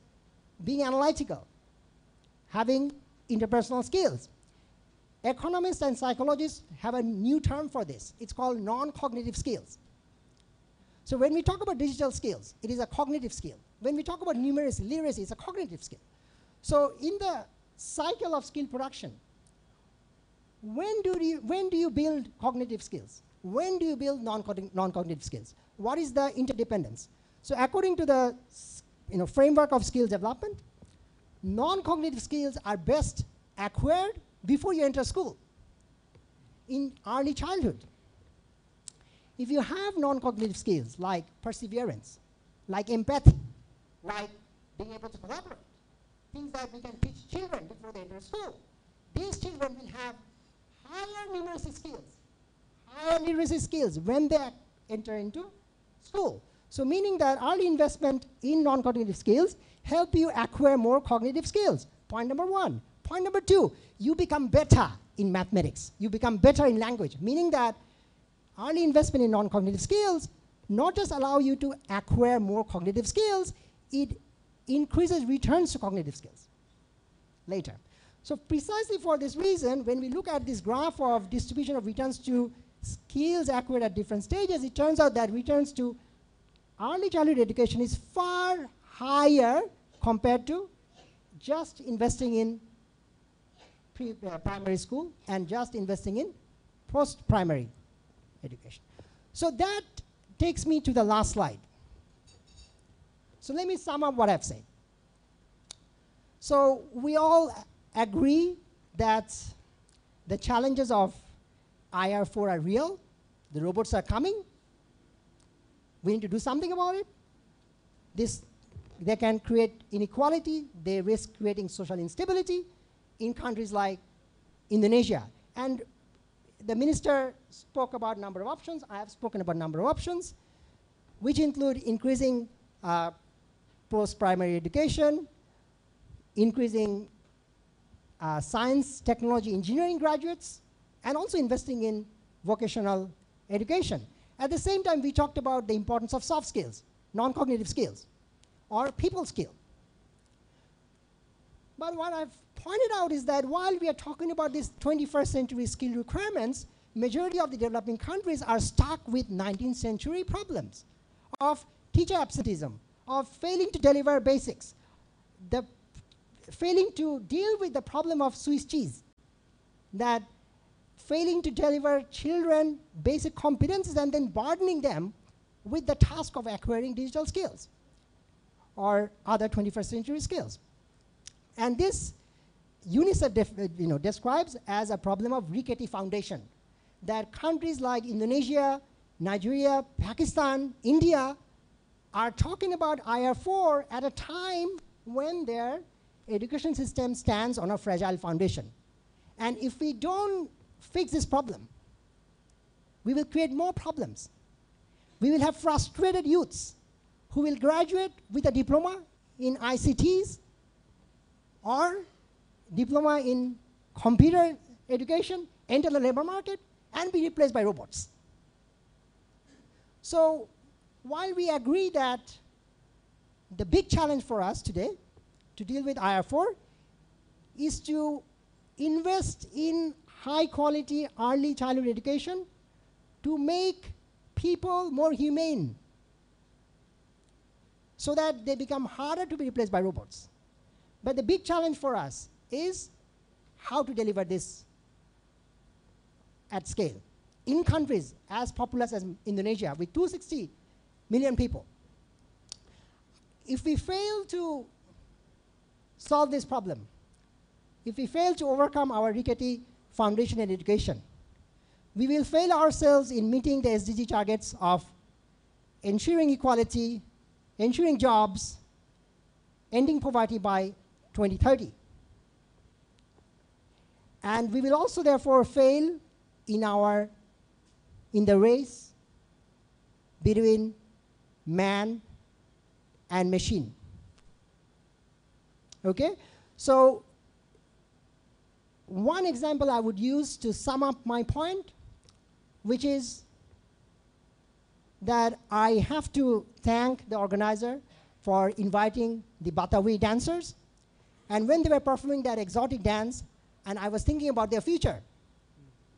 And I am pretty sure that robots will come and take away many jobs. But these jobs will be untouched. Why?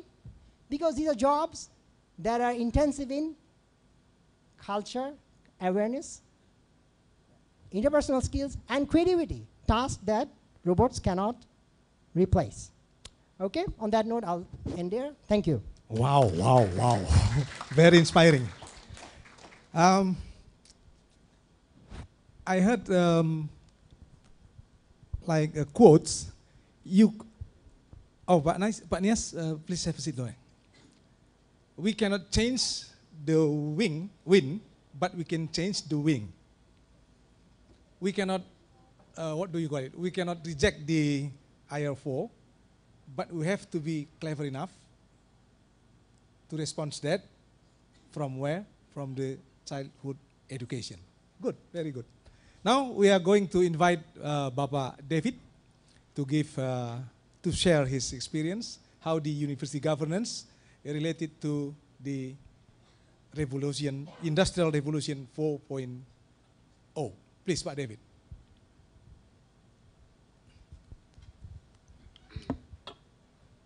Good morning, everybody. Can you hear me loud and clear? Check, check. Yeah. Can I, before I start mine, which is to talk about university governance, let me make a connection back to Professor Hoque and Professor Asadullah. My wife, my partner, is a full-time research academic at Edith Cowan University in Perth. Her field of expertise covers communications and media. Her research, and she's a full-time researcher, is funded by the Australian Research Council, government agency in Australia. She's studying families and children and the internet and how to develop policies that create the digital citizens of the future. Now, I cross over with her because I'm interested in communications as well, mainly from an organizational perspective. We spent some time a couple of years ago in Thailand, in Bangkok, with UNESCO and UNICEF trying to work out a set of policies for ASEAN countries about how to create the digital citizens of the future. Children now who will then become the future citizens in our modern societies. So it very much is a crossover to be able to start saying how we do this. I'm excited from one aspect. I have 3 grandsons, a 10-year-old, a 7-year-old, and 4-year-old. My grandsons, we live in a very technologically based society. In my household and my daughter's household, there are 7 iPads, 4 computers, and about 5 smartphones. My grandsons, from the age of 18 months onwards, were very comfortable using iPads, very comfortable using technology, very comfortable in the learning process using modern technology. Now, they've gone on further from that. When they come around to my house and sleep over on a Friday night, one of the things they spend a lot of time doing is they love a game called, and some of your children may know this, Minecraft. Have you heard of Minecraft? Okay, they spend a lot of time at my house watching YouTube videos about the playing of Minecraft. Why? Because when they go back home or when they use their laptops here at my house, then they can learn how to play the game. They learn by watching somebody else, and then they learn by doing. I think this is where the 10 billion robots of the future will help with education, because my hope, and I've always wanted this, I'm 65 plus years. I'm waiting for my personal robot to look after me in my older age. In Japan, they use robots to look after the geriatric side of society. the proposition here is we use robots at the very early learning stages to help develop the future digital citizens of the world, children of the world. But I want to take it one step further. I want to take away the notion here of how we learn and how we in fact use our future citizens. I want to talk about disaster and hope. And I'm going to talk about it because my background as a university academic in the business field was also involved heavily with governance. At Murdoch University in Perth, which is a young university founded in 1975, therefore one of the world's universities under the age of 50, I was involved as the chair of the academic board, one of the two governing bodies of the university. There are two governing bodies in Australian universities. There is an academic board, and then higher above that there is something called the council, or at Murdoch, the Senate, which is like the equivalent of a board of directors in a company. Okay, so I was involved very heavily in that for the last 6 years of my working life at Murdoch University. I want to talk about disaster, when things go wrong. We are a young university.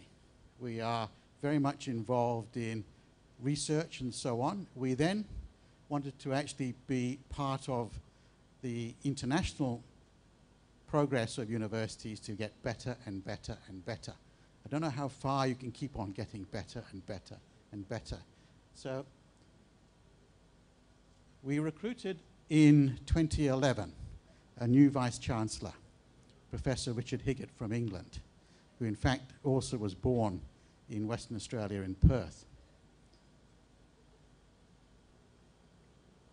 He came along, and in 2012, 2017, a strategic plan which most universities, excellent universities around the world, would have a very similar strategic plan. I would think Universitas Terbuka would not be probably saying they would not have a strategic plan a little bit like this. Universities are very similar around the world, wherever they're located. There's an element here which is important, which is the engagement in society, and this is where we can start talking about Industry Revolution 4.0, because we're talking about a better economic society in that regard. So he was recruited at the age of 63 to take Murdoch University into its next phase of development. So this was going to be the new culture he was going to bring in that transition and that process. And one of these key terms he used to use was we should not talk about can't do. Okay, many times in organizations people come up with objections. Can't do, can't do, can't do. It's too difficult. So he wanted to change that around. I was quite happy to support that. But his problem was his can't do went too far, too fast, too quick.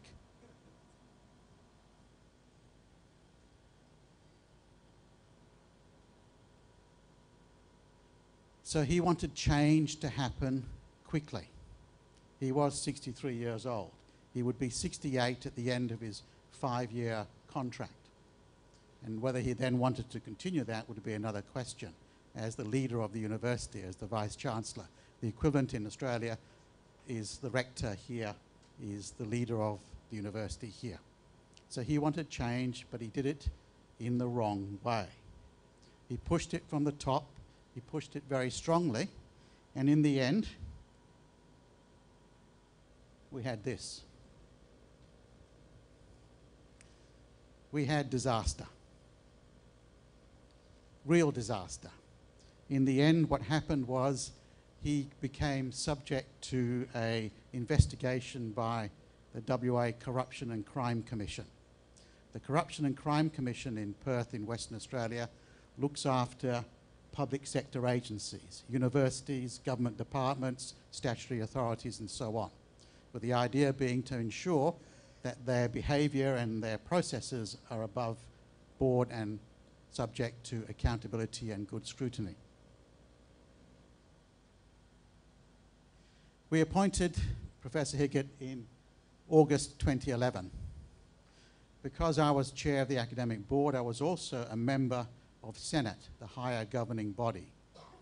So a couple of years later, we suspended the appointment of Vice-Chancellor Richard Higgett. That was the most difficult meeting I have ever attended as a governing body member. We met in secret off campus, headed by the chair of the governing body, the Chancellor, David Flanagan.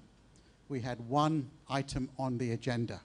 Should we suspend the appointment of the Vice-Chancellor in his role as the leader of Murdoch University? I sat through a 4.5-hour meeting with one agenda item. One agenda item, and this was the agenda item, to formally vote to suspend the leadership of this man. I have never been involved in such a difficult meeting process at the governance level in that regard.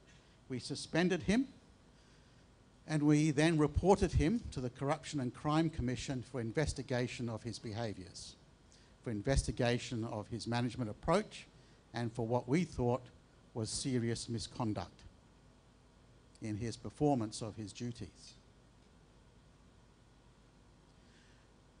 Professor Higgett resigned from the university on the 24th of October 2014. Why did he resign? We provided with him from Senate a set of materials of the evidence that had been put together of his misbehavior. His lawyers effectively advised him that if we ended up sacking him because of those, or if the Corruption and Crime Commission ended up sacking him, he would lose his entitlements and lose his payouts. So it would be better for him to resign rather than to be sacked or fired from his position in that respect.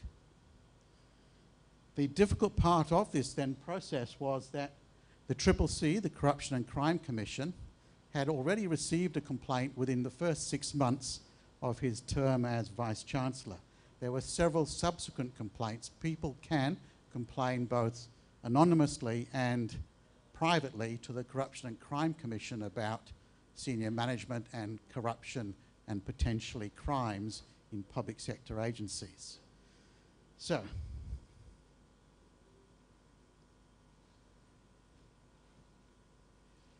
the biggest problem facing the university, and the biggest problem facing someone like myself being involved in the decision to suspend the Vice-Chancellor, was it took the CCC nearly 2 years to finish their investigation. So we had an acting Vice-Chancellor from September of 2014, Professor Andrew Taggart. Professor Gary Martin preceded Professor Richard Higgett. So Professor Andrew Taggart was appointed as an acting Vice-Chancellor while this investigation was underway. What I then noticed, very strongly so, was the problem around decision-making in universities.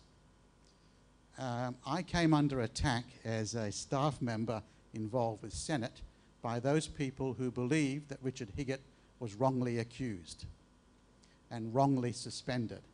So I came under personal attack about my involvement in the decision to suspend his appointment. In the end, I actually resigned myself from Senate and also resigned from my role as chair of the academic board to try and bring a clean break involved in this particular process. The CCC did report in July of 2016. They did find that the Vice-Chancellor misbehaved, first of all, in 2 misconduct findings. First of all, they said that the Professor Richard Higgett was called in as a witness by the CCC to report on, well, to be questioned and to provide answers to questions at the CCC. He was found guilty of misconduct. Now, the CCC is not an enforcement agency. It is not a police agency. It cannot try somebody. It can only find and then make recommendations to other bodies to do something further. So the CCC found misconduct in, first of all, his appointment and termination of another senior manager of the university, Mr. Baldwin, as the Deputy Vice Chancellor, Professional Services, equivalent of the Chief Operating Officer. The second misconduct was one that the university doesn't really want to talk about too publicly. Found that he had accessed adult material. You know what adult material is, don't you, I presume? Don't have to spell it out for you. On office laptops in that regard, and tried then to hide that and tried to delete materials. Do not, in this modern age, misbehave people in organizations and try and cover your tracks by deleting electronic records. They are never ever deleted. They can always be found in that regard. So just a warning for you all in the future. The serious misconduct charge that he was found guilty of was a major breach of policy and appointment processes for his second in charge, Deputy Vice Chancellor of Education, who he eventually promoted to Provost, Professor Anne Capling. And there, the CCC was scathing in its report. The CCC then also in its report in July 2016 said it would not do any findings in relation to issues around credit card misuse or destruction of documents or charges of major bullying and harassment within the university by the Vice Chancellor. So they decided not to follow those through at all. They did find him guilty in these three areas of serious misconduct. Why does this happen? Why do organizations have these sorts of problems? And so I want to take one step further. I want to actually argue that not only do we talk about industries and industrial revolution, I think we talk about internal revolution inside organizations, both in the private sector, the public sector, and universities. And one of the things I would argue quite strongly for, and therefore I want to be very provocative here, we have problems with decision-making that's highly centralized. And the fact is we give, and certainly in Australia, we give almost 100% power to the leader, the Vice Chancellor, with very few breaks, with very few checks, with very few mechanisms for ensuring that the decisions being made and the actions of those leaders are appropriate. We then also highly centralize a very good, strong control mechanism inside organizations. We centralize budget making. We actually therefore have allocation of budget monies decided at very high central levels in the organization. They do not involve people often out of the center. So the one way of controlling organizations is to say that your area receives a certain allocation of budgets for the next year to operate.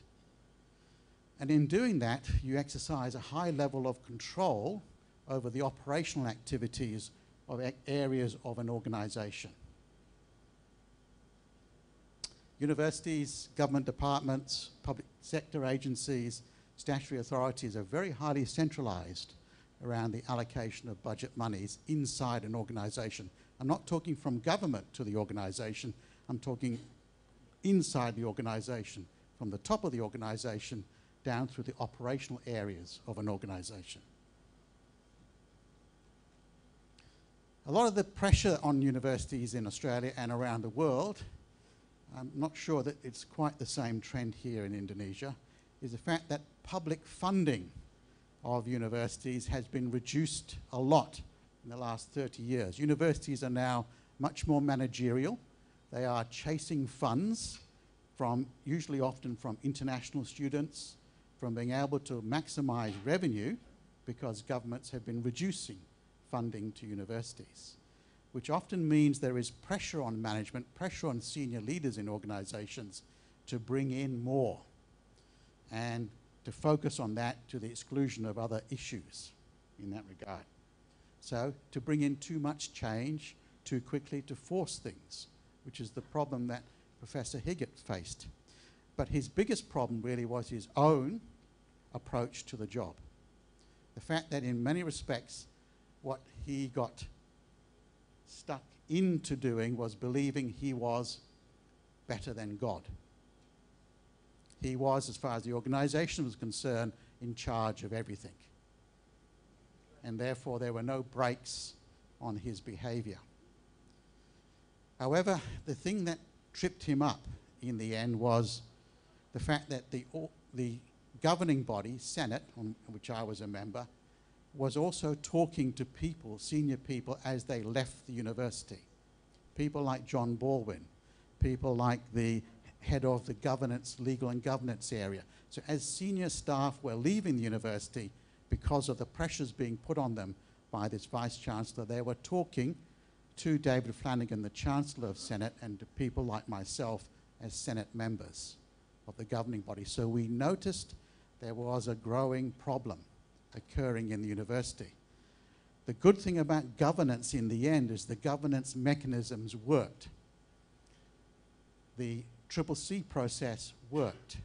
So we actually managed to find out, but it still took us nearly 3 years to find out that we needed to take some action against this senior leader for basically what you would call not criminal activities, but corrupt activities in terms of his performance of his role.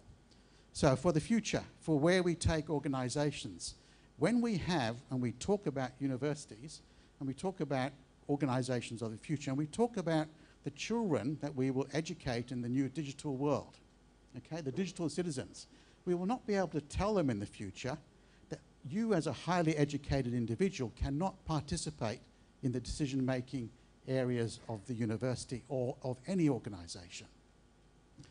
Hang on a minute, I am the boss, you keep quiet, I will decide everything for you because I'm the one who controls all the information, controls the budget, controls access to information, and therefore I know more than you, and I can control the flow of monies to your part of the organization, so you just keep quiet and behave yourselves. We will not be able to tell, you certainly won't be able to tell my grandsons, I can't tell them to shut up now, because they know as much as I do, they interact with the digital world as much as I ever do in that process. So we will need to expect better behavior at all levels in organizations because we will have better educated workers. We will have better educated employment opportunities for staff. Staff in the future will be, and in universities I think you can say, we probably have the most highly educated workforce in the world. Very few universities do not have a highly educated workforce. It puzzles me that university management and university leadership resembles to me not only 19th century thinking, but 17th and 18th century thinking. Everything has to be controlled from the top down. Highly bureaucratic, highly structured. Why? What purpose does that serve? And I don't think it serves a modern purpose. So, where does the future take us? When we're going to have these highly educated children coming out of the world, when we have the robots helping us with digital information, when we in fact have our own personal robot, my personal robot will be able to advise me about all the information I need to help run an organization. I do not have to be a leader. A good colleague of mine who is now dead, of breast cancer unfortunately, Joan Evelyn at University of Western Australia, wrote a lovely book about a case study of a university. The case study was University of Western Australia. She was a management academic, and she wrote a book called University Basement Leadership. So not ivory tower, which is the top of the university, but ivory basement leadership. She was talking about leadership happening at levels throughout the organization, particularly amongst, and what she was studying was the treatment of women inside, women as workers, women as academics, women as professional staff inside a university.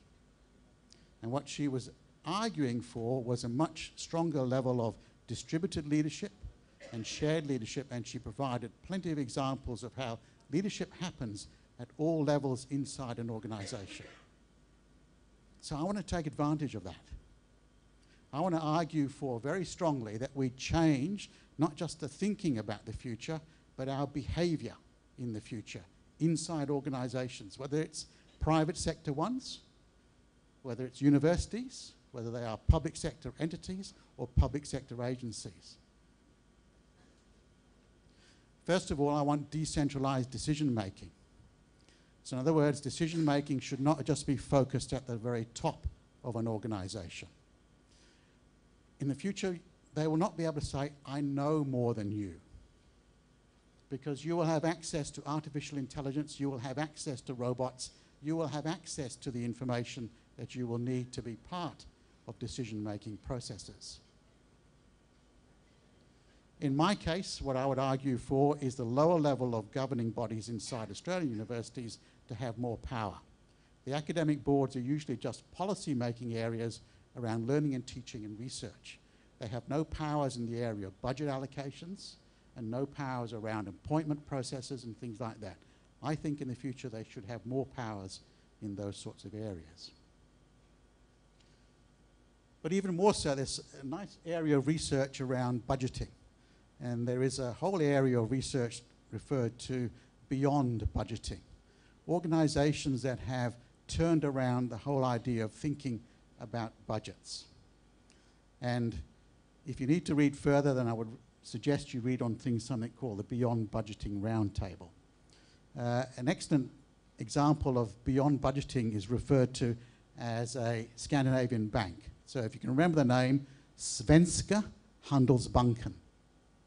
Svenska Handelsbanken is a bank that said, we will no longer have an organizational pyramid this way.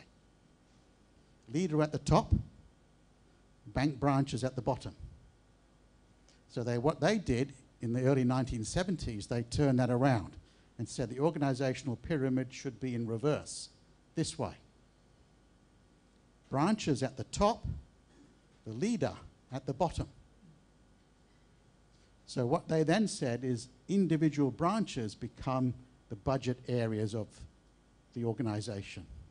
They're responsible for generating revenue. They should be responsible for looking after expenditure.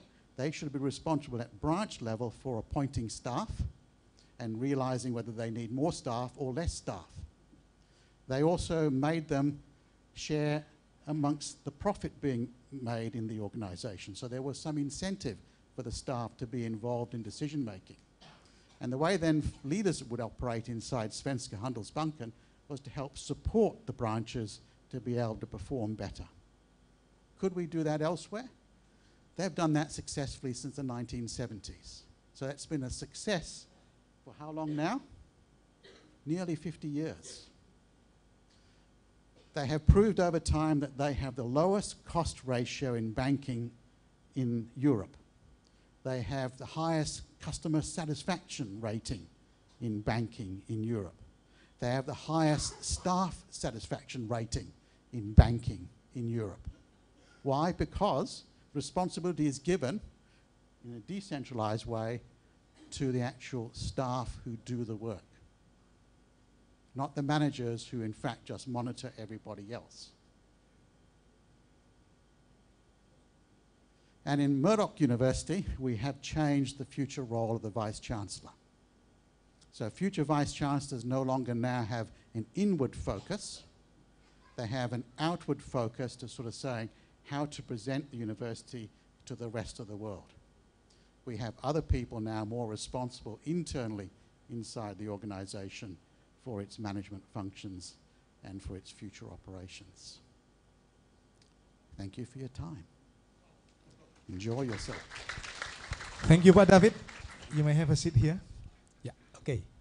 Now we have about 35 minutes or 45 minutes to have questions and also maybe your comments to our three distinguished speakers. May you raise your hand? Yeah, Ibu Ginta. Names and institution. Thank you, Pak Hoque. I am Jinta Jinting from Faculty of Economics. My question is very simple. for all speakers.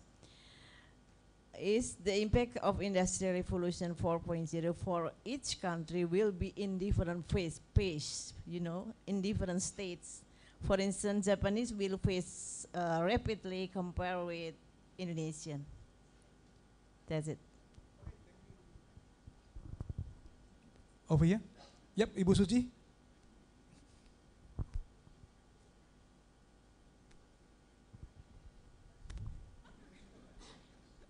I almost catch it. Thank you. First, I would like to appreciate your presentations. I think it creates so many thoughts, even conflicting thoughts. Yeah. First of all, I agree with you all that we should not be anxious about Industrial Revolution 4.0, and we should embrace the creative disruption for whatever forms and but it comes, yeah. But it's still, I think about it with the conflicting thoughts. You are talking about sustainable development goals, and one of the noble purpose is to eradicate the inequalities among countries, among people. But 4.0, I think, to some extent, is a kind of like strengthening this inequality. So how can you explain that? So I just read like Bill Gates. He's still thinking about helping people to have toilets, lavatories. Yeah. On the other side, we read about Japanese who use robotic to serve their food. Yeah. So we are living in a condition like that. How we can reconcile it? Yeah. So that's my question, first one. And the second thing is that talking about automation. I read that in the long run, this machine can beat us. So it seems to me that in the long run, we might be able to plant the brain of accountants in these machines, so we do not need any accountants anymore. We can plant the brain of whatever, and then we don't need that person anymore because it's all there by machines. So how can we look at this and to minimize the consequence of this automation in this condition which is rife with inequalities? So that's the problem that I would like to, and also one thing, yeah?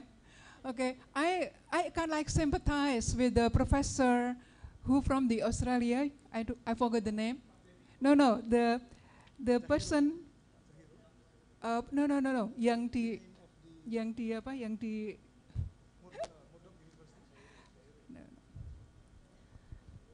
the chancellor who has been suspended.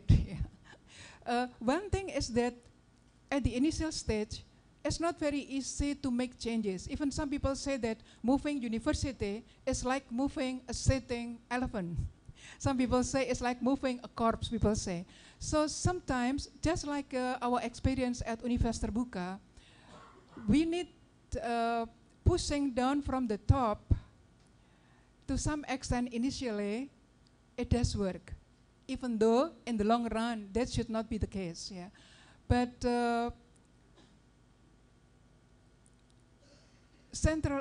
I just want to make a comment for that probably in some contexts, we still need the approach of having somebody who is visionary, has the guts, has the strength, has the persistence, has the tenacity to make a change for a university. Otherwise, that university will stay the same. That's my comments. Thank you. Okay, thank you, Ibu Suci. The first one is from Ibu Ginta, and the second, Ibu Suci. Over here, we have a question from the right-hand side. Yes, okay, Pak, please.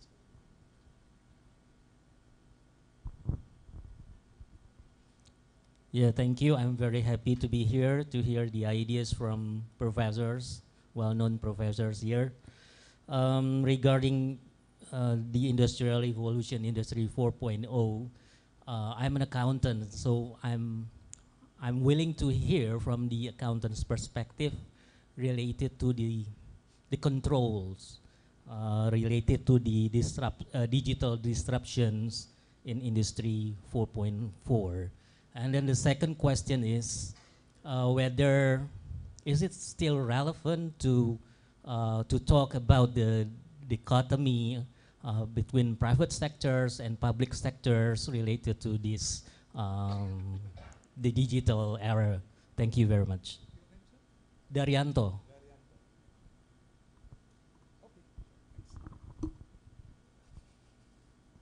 Okay, let's give a response to the three gentlemen and the ladies over there. Pak David, you first. For the first question, I think there will be a different transition rate between economies. Indonesia faces a large problem. You have a very large population, 200 million plus. You have a problem with numeracy and literacy in relation to what Niaz is very much explained of other countries. But I think you have a very promising future in that respect. And I think you will be able to take advantage of the learning of other countries as they move down this Industrial Revolution 4.0. The jobs will not disappear inside Indonesia as quickly as some other nations, but jobs will disappear. My real concern for the future, and I take up the second person's point around how do we manage inequalities. It's a key element in my belief that I worry about my three grandsons, 10, 7, and 4. What work will they do 30 years from now, 40 years from now, 50 years from now? There is a projection that maybe up to 50% of the world's jobs will disappear in the next 20 to 30 years. And it may well be that the full workforce in occupations in the future may only be 40 to 50% of the working population will work. The rest will not work and may not work for all of their lives. How do we sustain that in the future? How do people live? How do families survive? And that's going to be one of our biggest problems in handling future inequality. We have inequality that's bad enough at the moment. I would also take up your other point about change. Change needs to be in organizations, not just top down, but bottom up. There is a whole range of literature around change management that says very strongly that if you impose change from the top, more than 90% of those change initiatives fail in the long term. Why? Because you do not get engagement from the bottom. I'm now currently a chair of an independent public school in Western Australia, of the Pinjarra Senior High School. I chair the school board. They have now produced a new business plan for that school. How did they produce that? They produced that by talking to the students, by talking to the parents and involving them, by talking to the staff inside the school and involving them in helping to produce the current, we've just signed off on that business plan at the school board, the future plan for the next 3 years. So it became a top-down and bottom-up engagement with being able to change the strategies of the school around teaching and learning for its future. That, I think, is the way we should be going. Private sector versus public sector, there is a difference. Most of what we talk about Industrial Revolution 4.0 is changes to manufacturing technologies. But I think it's not going to stop there. It's going to have an impact on many other parts of our lives. So the public sector, the statutory authorities, will actually get caught up in this as well, I think, in the future. Thank you, David. I will respond to the first three questions. The first question, you're absolutely right that the impact of IR4 is going to be differentiated. Different countries will face the challenge differently given their context. But let me respond very briefly by referring to the Indonesian context, which David was also pointing out. So the question that Indonesians should be asking is that, is this a source of anxiety or is this an opportunity? And think of creating a niche, developing a competitive advantage that will allow Indonesia to leverage the positives of IR4 and to avoid the negatives. And for me, with my limited knowledge of Indonesia, the biggest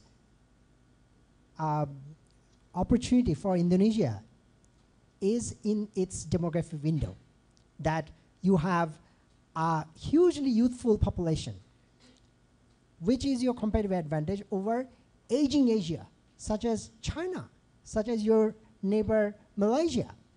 So this is where, again, the human capital perspective becomes very relevant, that getting the human capital policy right can turn your youths into assets. Failure will turn them into liability and will fail you in your transition to the future of industrial revolution and technology-driven economy. Okay, so now the second question is a question that I wanted to sort of also elaborate more in my lecture, the question of inequality and Industrial Revolution 4 in the context of sustainable development goals. Now let me remind everyone in the room the main headline message of Sustainable Development Campaign. It is to ensure dignity, human dignity by the end of 2030. Guarantee everyone in the world access to decent life. It is about establishing human decency. Okay? And it is in this context that we need to think about the potential impact of IR4 inequality and what to do about it. Now again, this is connected to the first question of context specificity. The point that you were making about Japan, where robots are being used for service delivery, this and that. But the context is that Japan is a country which has aged, and it can no longer look forward to a labor force that will be around in enough numbers to offer services that are intensive in manual labor. So it is in that context, embracing more automation is the optimum response for Japanese society. And it is not necessarily pro-inequality. Okay? Now, but for other countries like Indonesia, like countries in South Asia, of course, introduction of the same technological response is a bad idea, where you still have plentiful manual labor. But these countries are the countries that we have gathered here to worry about. Why? Because they face twin inequality challenges. They are far from the technology frontier, and they're also far from the education frontier. So therefore, government has a choice to make. Should government invest more in creating experts or an expertise in machine learning, artificial intelligence, or should the government invest more in removing inequality in education, inequality in access to quality education? So my short answer is that for these countries that are far from the technological frontier, the gains are bigger if the government prepares the workforce as users of advanced technology, as managers of robots, instead of trying to excel as a country exporting robots like Japan. So the quote that I gave you from Masayoshi Son in my lecture, he happens to be the owner of the largest robotic company in the world, SoftBank. So the point is that for developing countries that are at the other end of the technology frontier, there is no point trying to emulate the Japanese model of becoming a global exporter of robots. Rather, the challenge is to prepare your workforce to work with robots efficiently. And the third question is you're worried about automation, that you're worried about the job of Professor Zahirul, that we may not have someone like him 5 years from now or 10 years from now. So I think, and he was also sharing us with the idea of how automation is changing the landscape of learning and teaching, that his lectures are made available before the lectures. But that's where I think the answer to your question lies. What technology is doing is not replacing him. It is making him a better professor. By shifting the time of a professor from lecturing to facilitating. So there is a task where robot can never beat a human agent. So that is where I again want to connect back to my example of the Batawi dancer. That, robots can never entertain you in the way those dancers could. They could, of course, mimic those behaviors, but you're not going to pay 1,000, rupiah or, I don't know, so $100 to come and attend a concert of robots performing cultural dances, right? So there are limits to automation. Okay, there are limits to automation, and that is where we have an advantage as humans. But we can reap that advantage only if we become more humane and less like machines. Thank you. Okay, thank you. I don't want to repeat what David and Niaz said, but I'll add something different. For the first question I got about the differences, whether it's universally applicable to every nation, but Niaz and David talk about the macro level cultural differences. But to me, I think it's not about national cultural difference. It's all about individual diversity within an organization, within a country. Things about like, as a human, we all have our self-identity. Like as an academic, I have my own self-identity that I like to do my research my own way. Think about this is everyone's dream. Okay, I want something what I like. Think about the current environment. I think it doesn't exist anymore. University has like individuals and a staff promotion policy. University has like, even Australia, we have institutional ranking for quality publications. We call it excellent research for Australia. So university now tell us, okay, what needs to be done to increase our profile to the international community. Like in accounting, La Trobe University has rated 3-star. So 5-star is the maximum top ranking. It's like a G8 group 8 universities. So you can see the cultural differences is not only national level or macro level, it's also individual. Think about Japanese culture. So if you are employed within universities, that's a lifelong employment.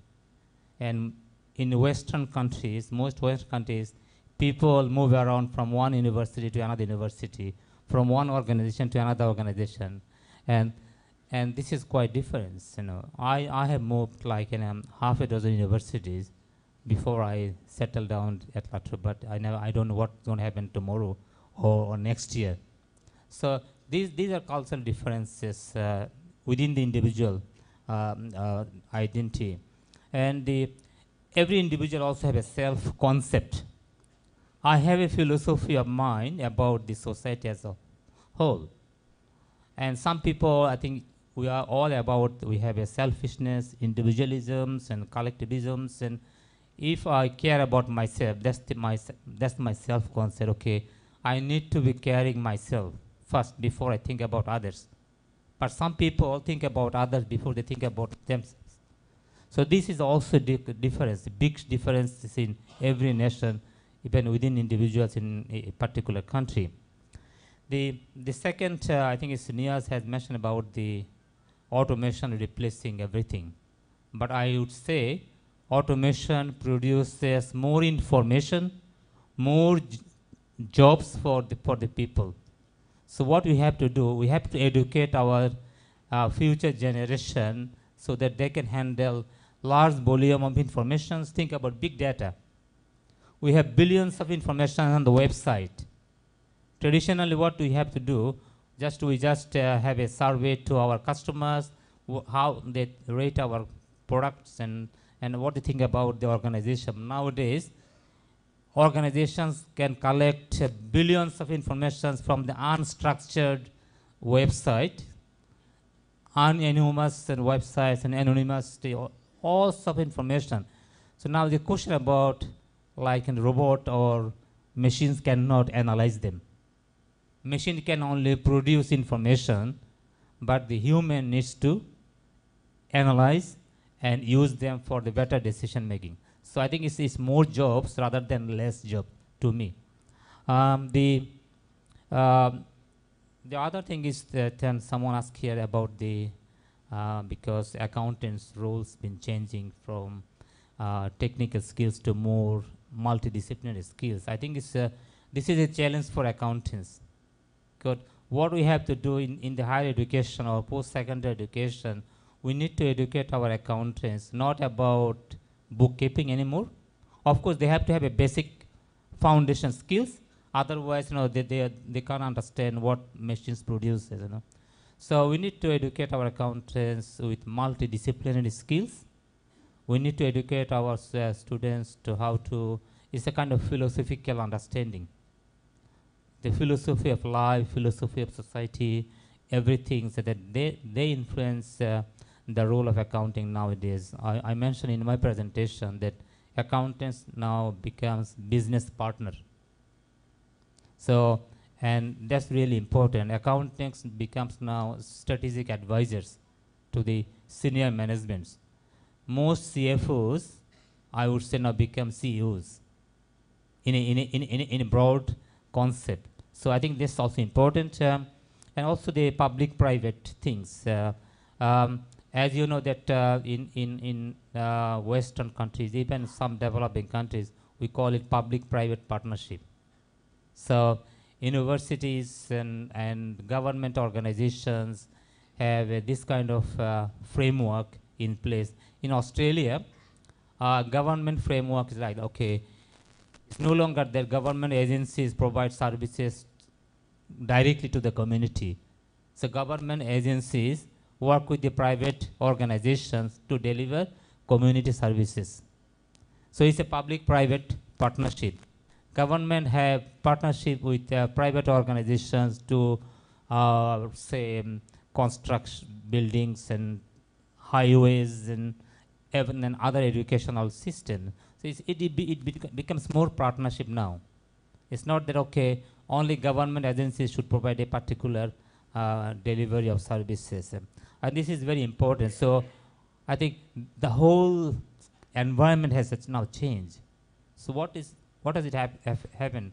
That, okay, our future generation needs to understand how to adapt to the changing environment and how to create new knowledge for the future generations. I think that's really important. Thank you. I think we still need 5 to 10 minutes. One more comments or questions from the floor? One or two? Oh, okay. Ibu, silakan Ibu.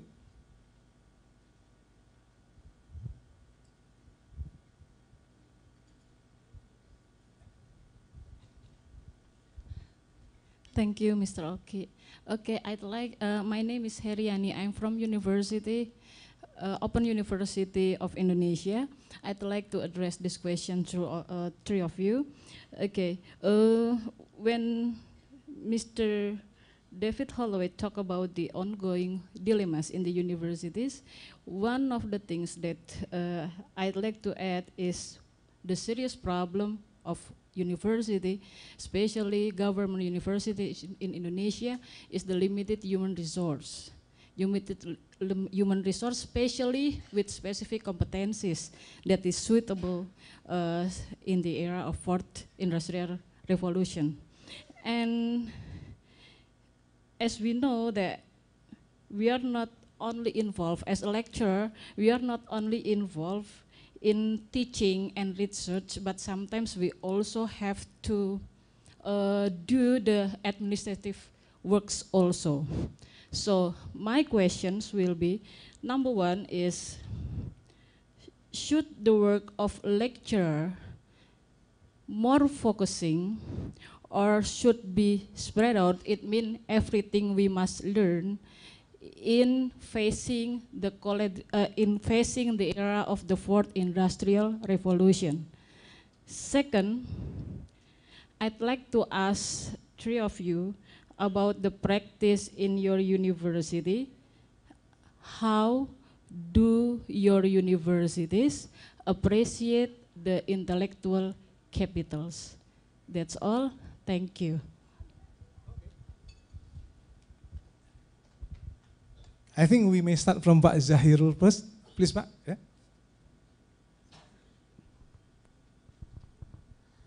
I think the first question about, I know they're open universities, even some universities, I think even La Trobe University, I mentioned about the blended delivery framework, that we don't deliver any traditional lectures, so we record our lectures, say 10-15 minutes lectures and video and audio lecture, and students listen and watch them and come to the class. So I think it's Niaz also has mentioned about that it's not about you providing lectures, you actually facilitate it. So you become facilitated than educators.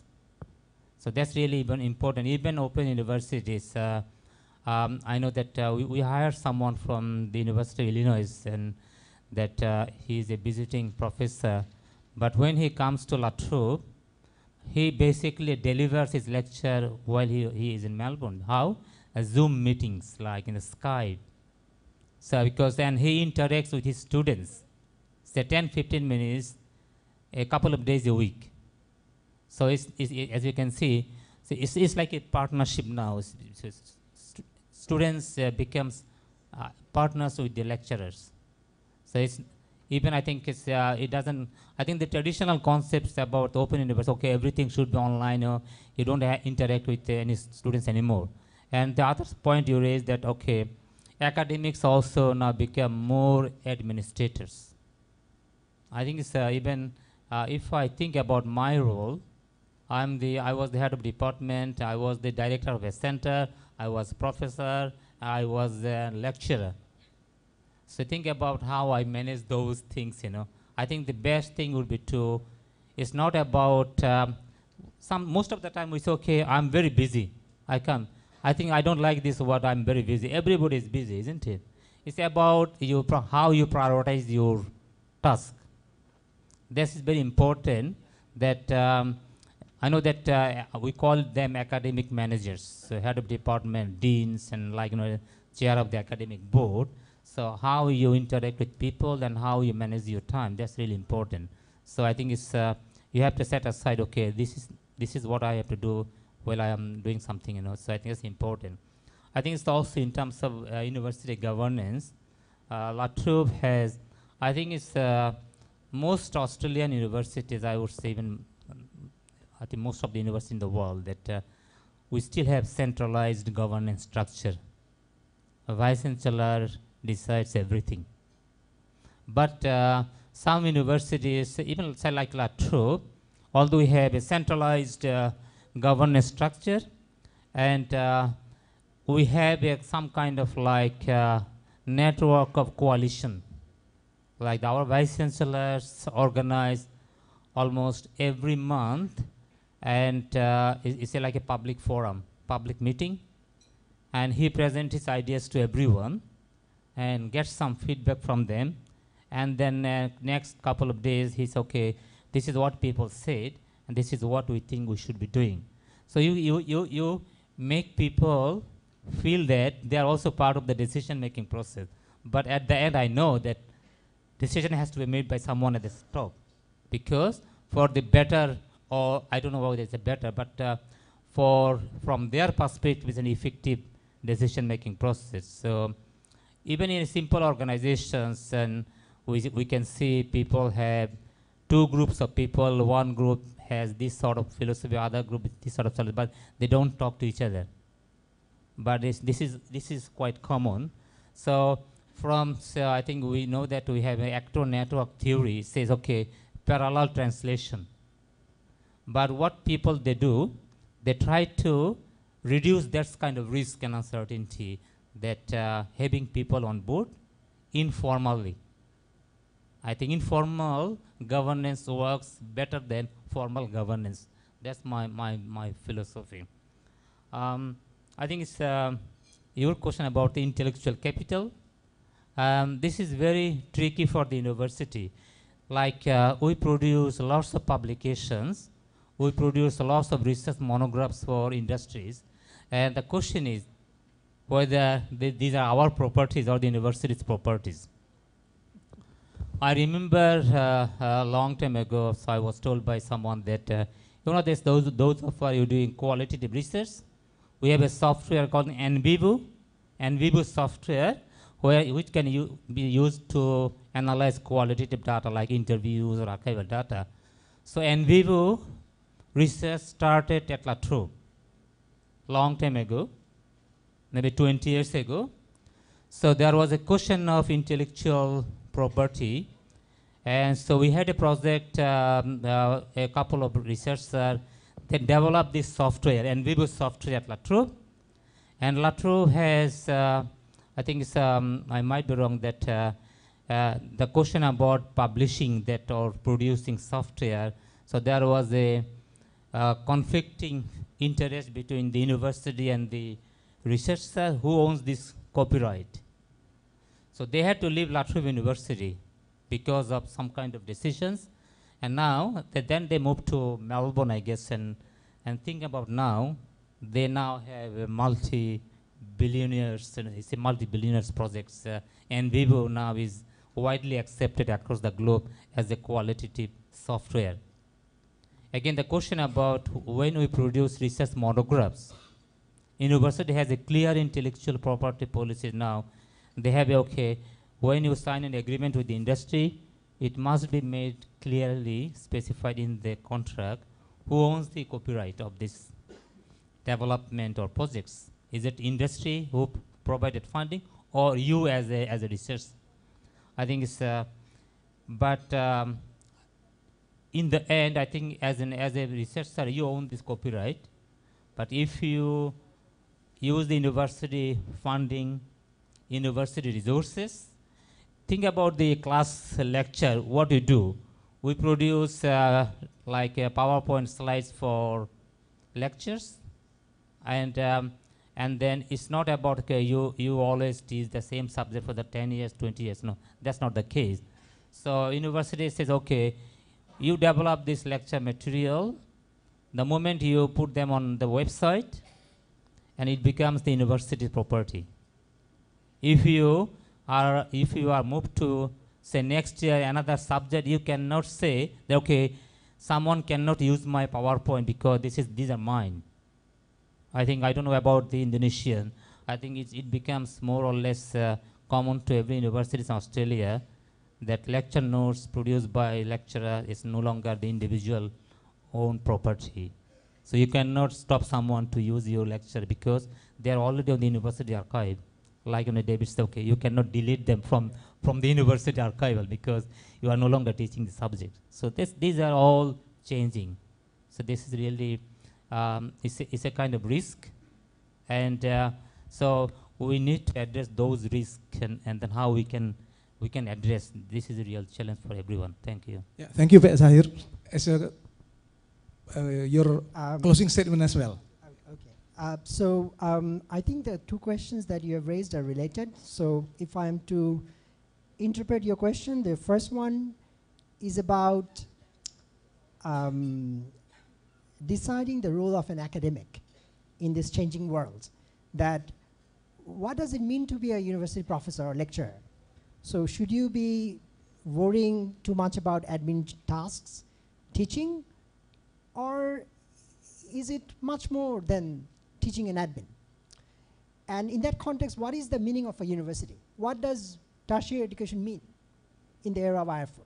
And your second question, I thought, was about appreciation of intellectual capital. So which then is closely tied to the first question, meaning that, well, again, what is the purpose of a university? Is it a training ground? Or is it where you create new knowledge? So it's not just about transmission of existing knowledge. So this, I think, is a fundamental question, and which I will respond reflecting on my 5 years of experience as a professor in Malaysia, because Malaysia's reality is closer to Indonesia. I have taught in England, so I have the same experience of David and Professor Zahirul, but I'm sure David will cover more on that. So what is the history of higher education in Malaysia? Malaysia was like what higher education today in Indonesia is. Going 20 years behind, universities were a training ground.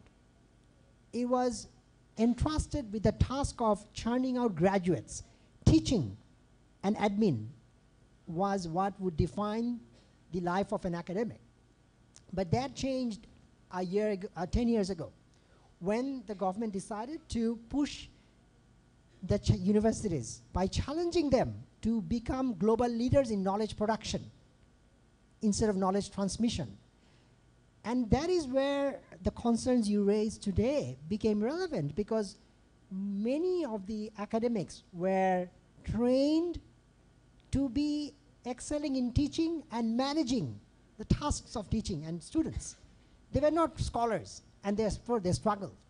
So having reflected on this, what the government has done in Malaysia is to create two groups of universities, research university and teaching university.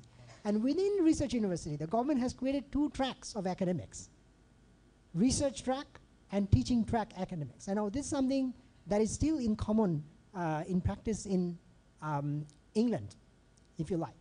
But I think the main question you want to know is, how can Indonesia graduate from a largely teaching-focused higher education system to one of knowledge-producing higher education system?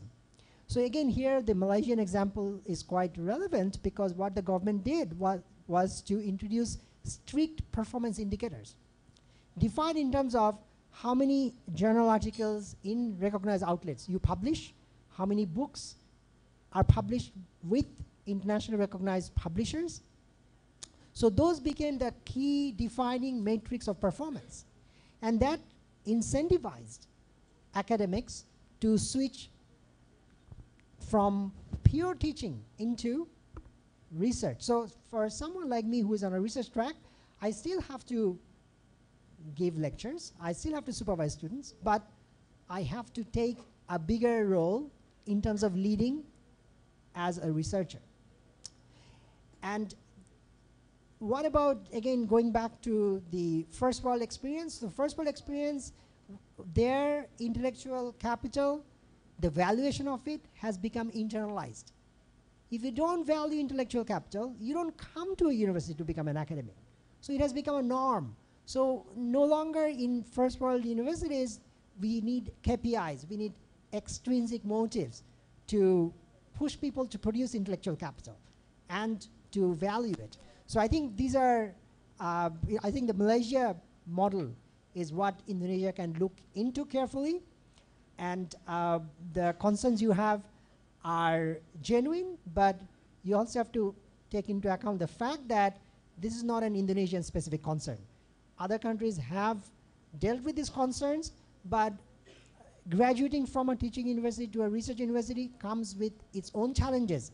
And the task of producing knowledge is no less labor intensive than the task of administering research and teaching. I think David surely will reflect more on these points based on Australian experience. Thank you. Yes, please, David. Thank you for that final set of questions. I would like to see, I have a dream, okay? I have a dream that people will work less, not more. And I have a problem in most organizations, and certainly in universities in Australia, because of the reduction in public funding. Pressure on the university around costs is high. Therefore, the expectation for the last 10, 15, 20 years is academics do more with less.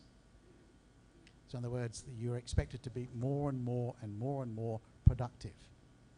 There is a finite level as to how far you can push productivity. So my dream is to remember what a professor told me when I started out studying in England in the 1970s. He told me a story which I found a bit strange. And he told me a story about how, as a research professor, he would spend Friday in bed. He would not work. And he would not spend the whole day in bed.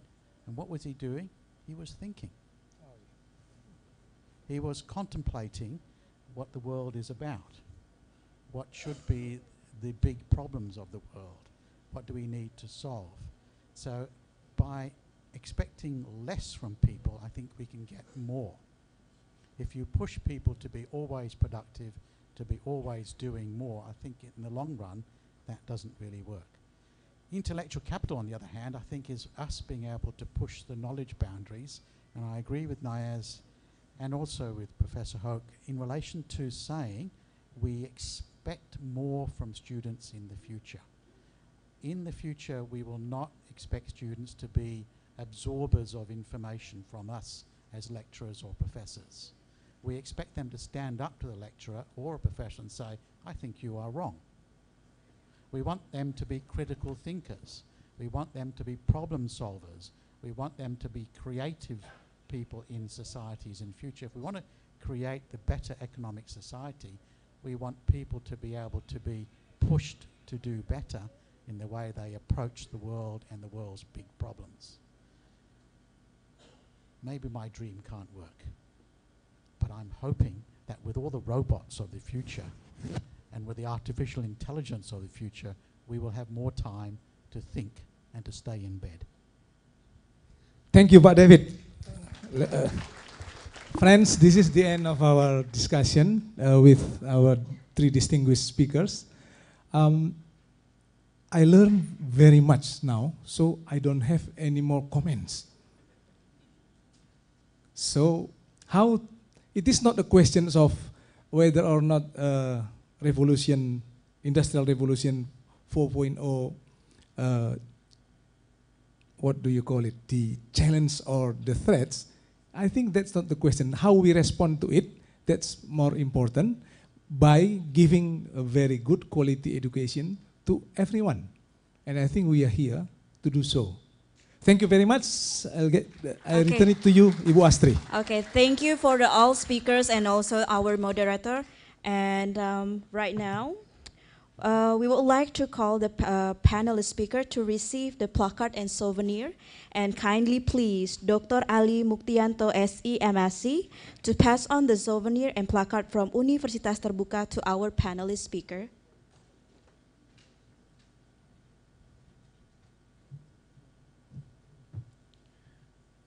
And also after receive the souvenir and also placard, we are pleased to announce to all the speakers, moderator, also the Dean of Faculty of Economy to take picture together.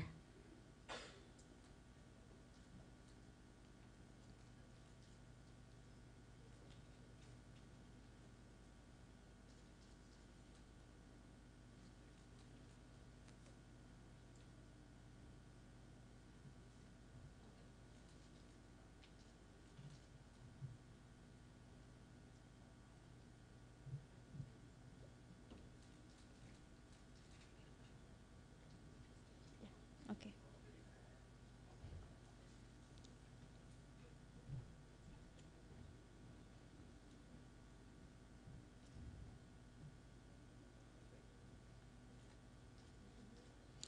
Kindly please to all the presenter, we invite to all of you to come to the stage to take a picture together. Kindly please to all the presenter, also the committee, to come to the stage to take a picture together with all the speakers and also the Dean of Faculty of Economy and also the moderator.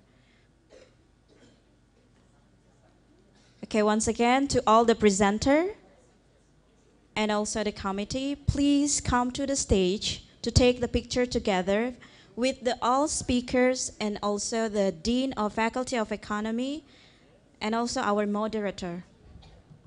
Bapak Ibu sekalian, mohon maaf kesediaannya untuk maju ke depan untuk kita sama-sama berfoto bersama dengan para panelis dan juga Bapak Dekan Fakultas Ekonomi Universitas Terbuka. Mohon kesediaannya Bu agar dipercepat karena kita hanya memiliki waktu sekitar 40 menit untuk kita lanjut ke parallel session. Mohon bantuannya dari pihak hotel untuk mengangkat beberapa bangku di sini agar teman-teman dari presenter, ya oke, terima kasih. Mohon Mas Ramdan untuk membantu mengarahkan teman-teman presenter dan juga Mas Bavo. Teman-teman dari Century, mohon kesediaannya untuk membantu mengangkat beberapa barang di atas panggung.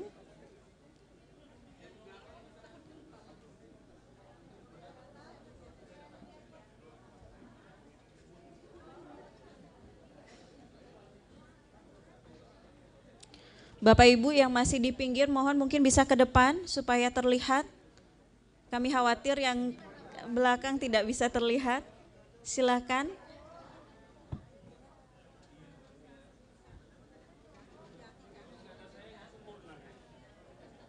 Mungkin bisa duduk Bapak Ibu. Mohon dari P2M2 untuk mengambil angle yang terbaik ya. Bafo.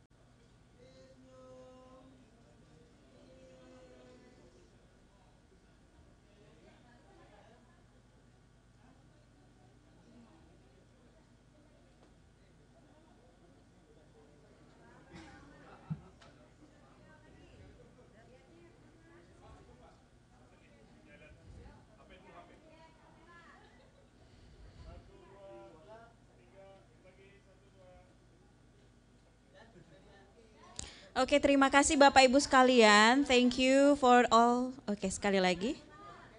Sekali lagi.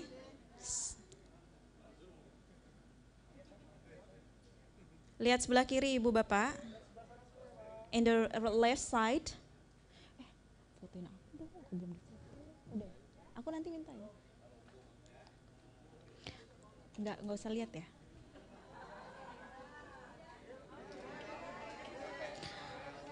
Okay. Terima kasih Bapak Ibu sekalian. Thank you for distinguished speaker, ladies and gentlemen. Those are the agenda we have presented to you this morning as we have finished our opening ceremony. Coming up to the last session, we are going to have a parallel session. For those presenters, please be known that our session will be start at 1 o'clock. After break and lunch, you can proceed to your presentation room. And please, to all the presenters, please, if you have any question, don't hesitate to call the committee. And on behalf of all the committee members and the college, we would like to express our utmost gratitude to all the distinguished guests and participants of the first ISBEST 2018. Thank you for coming. Assalamualaikum warahmatullahi wabarakatuh.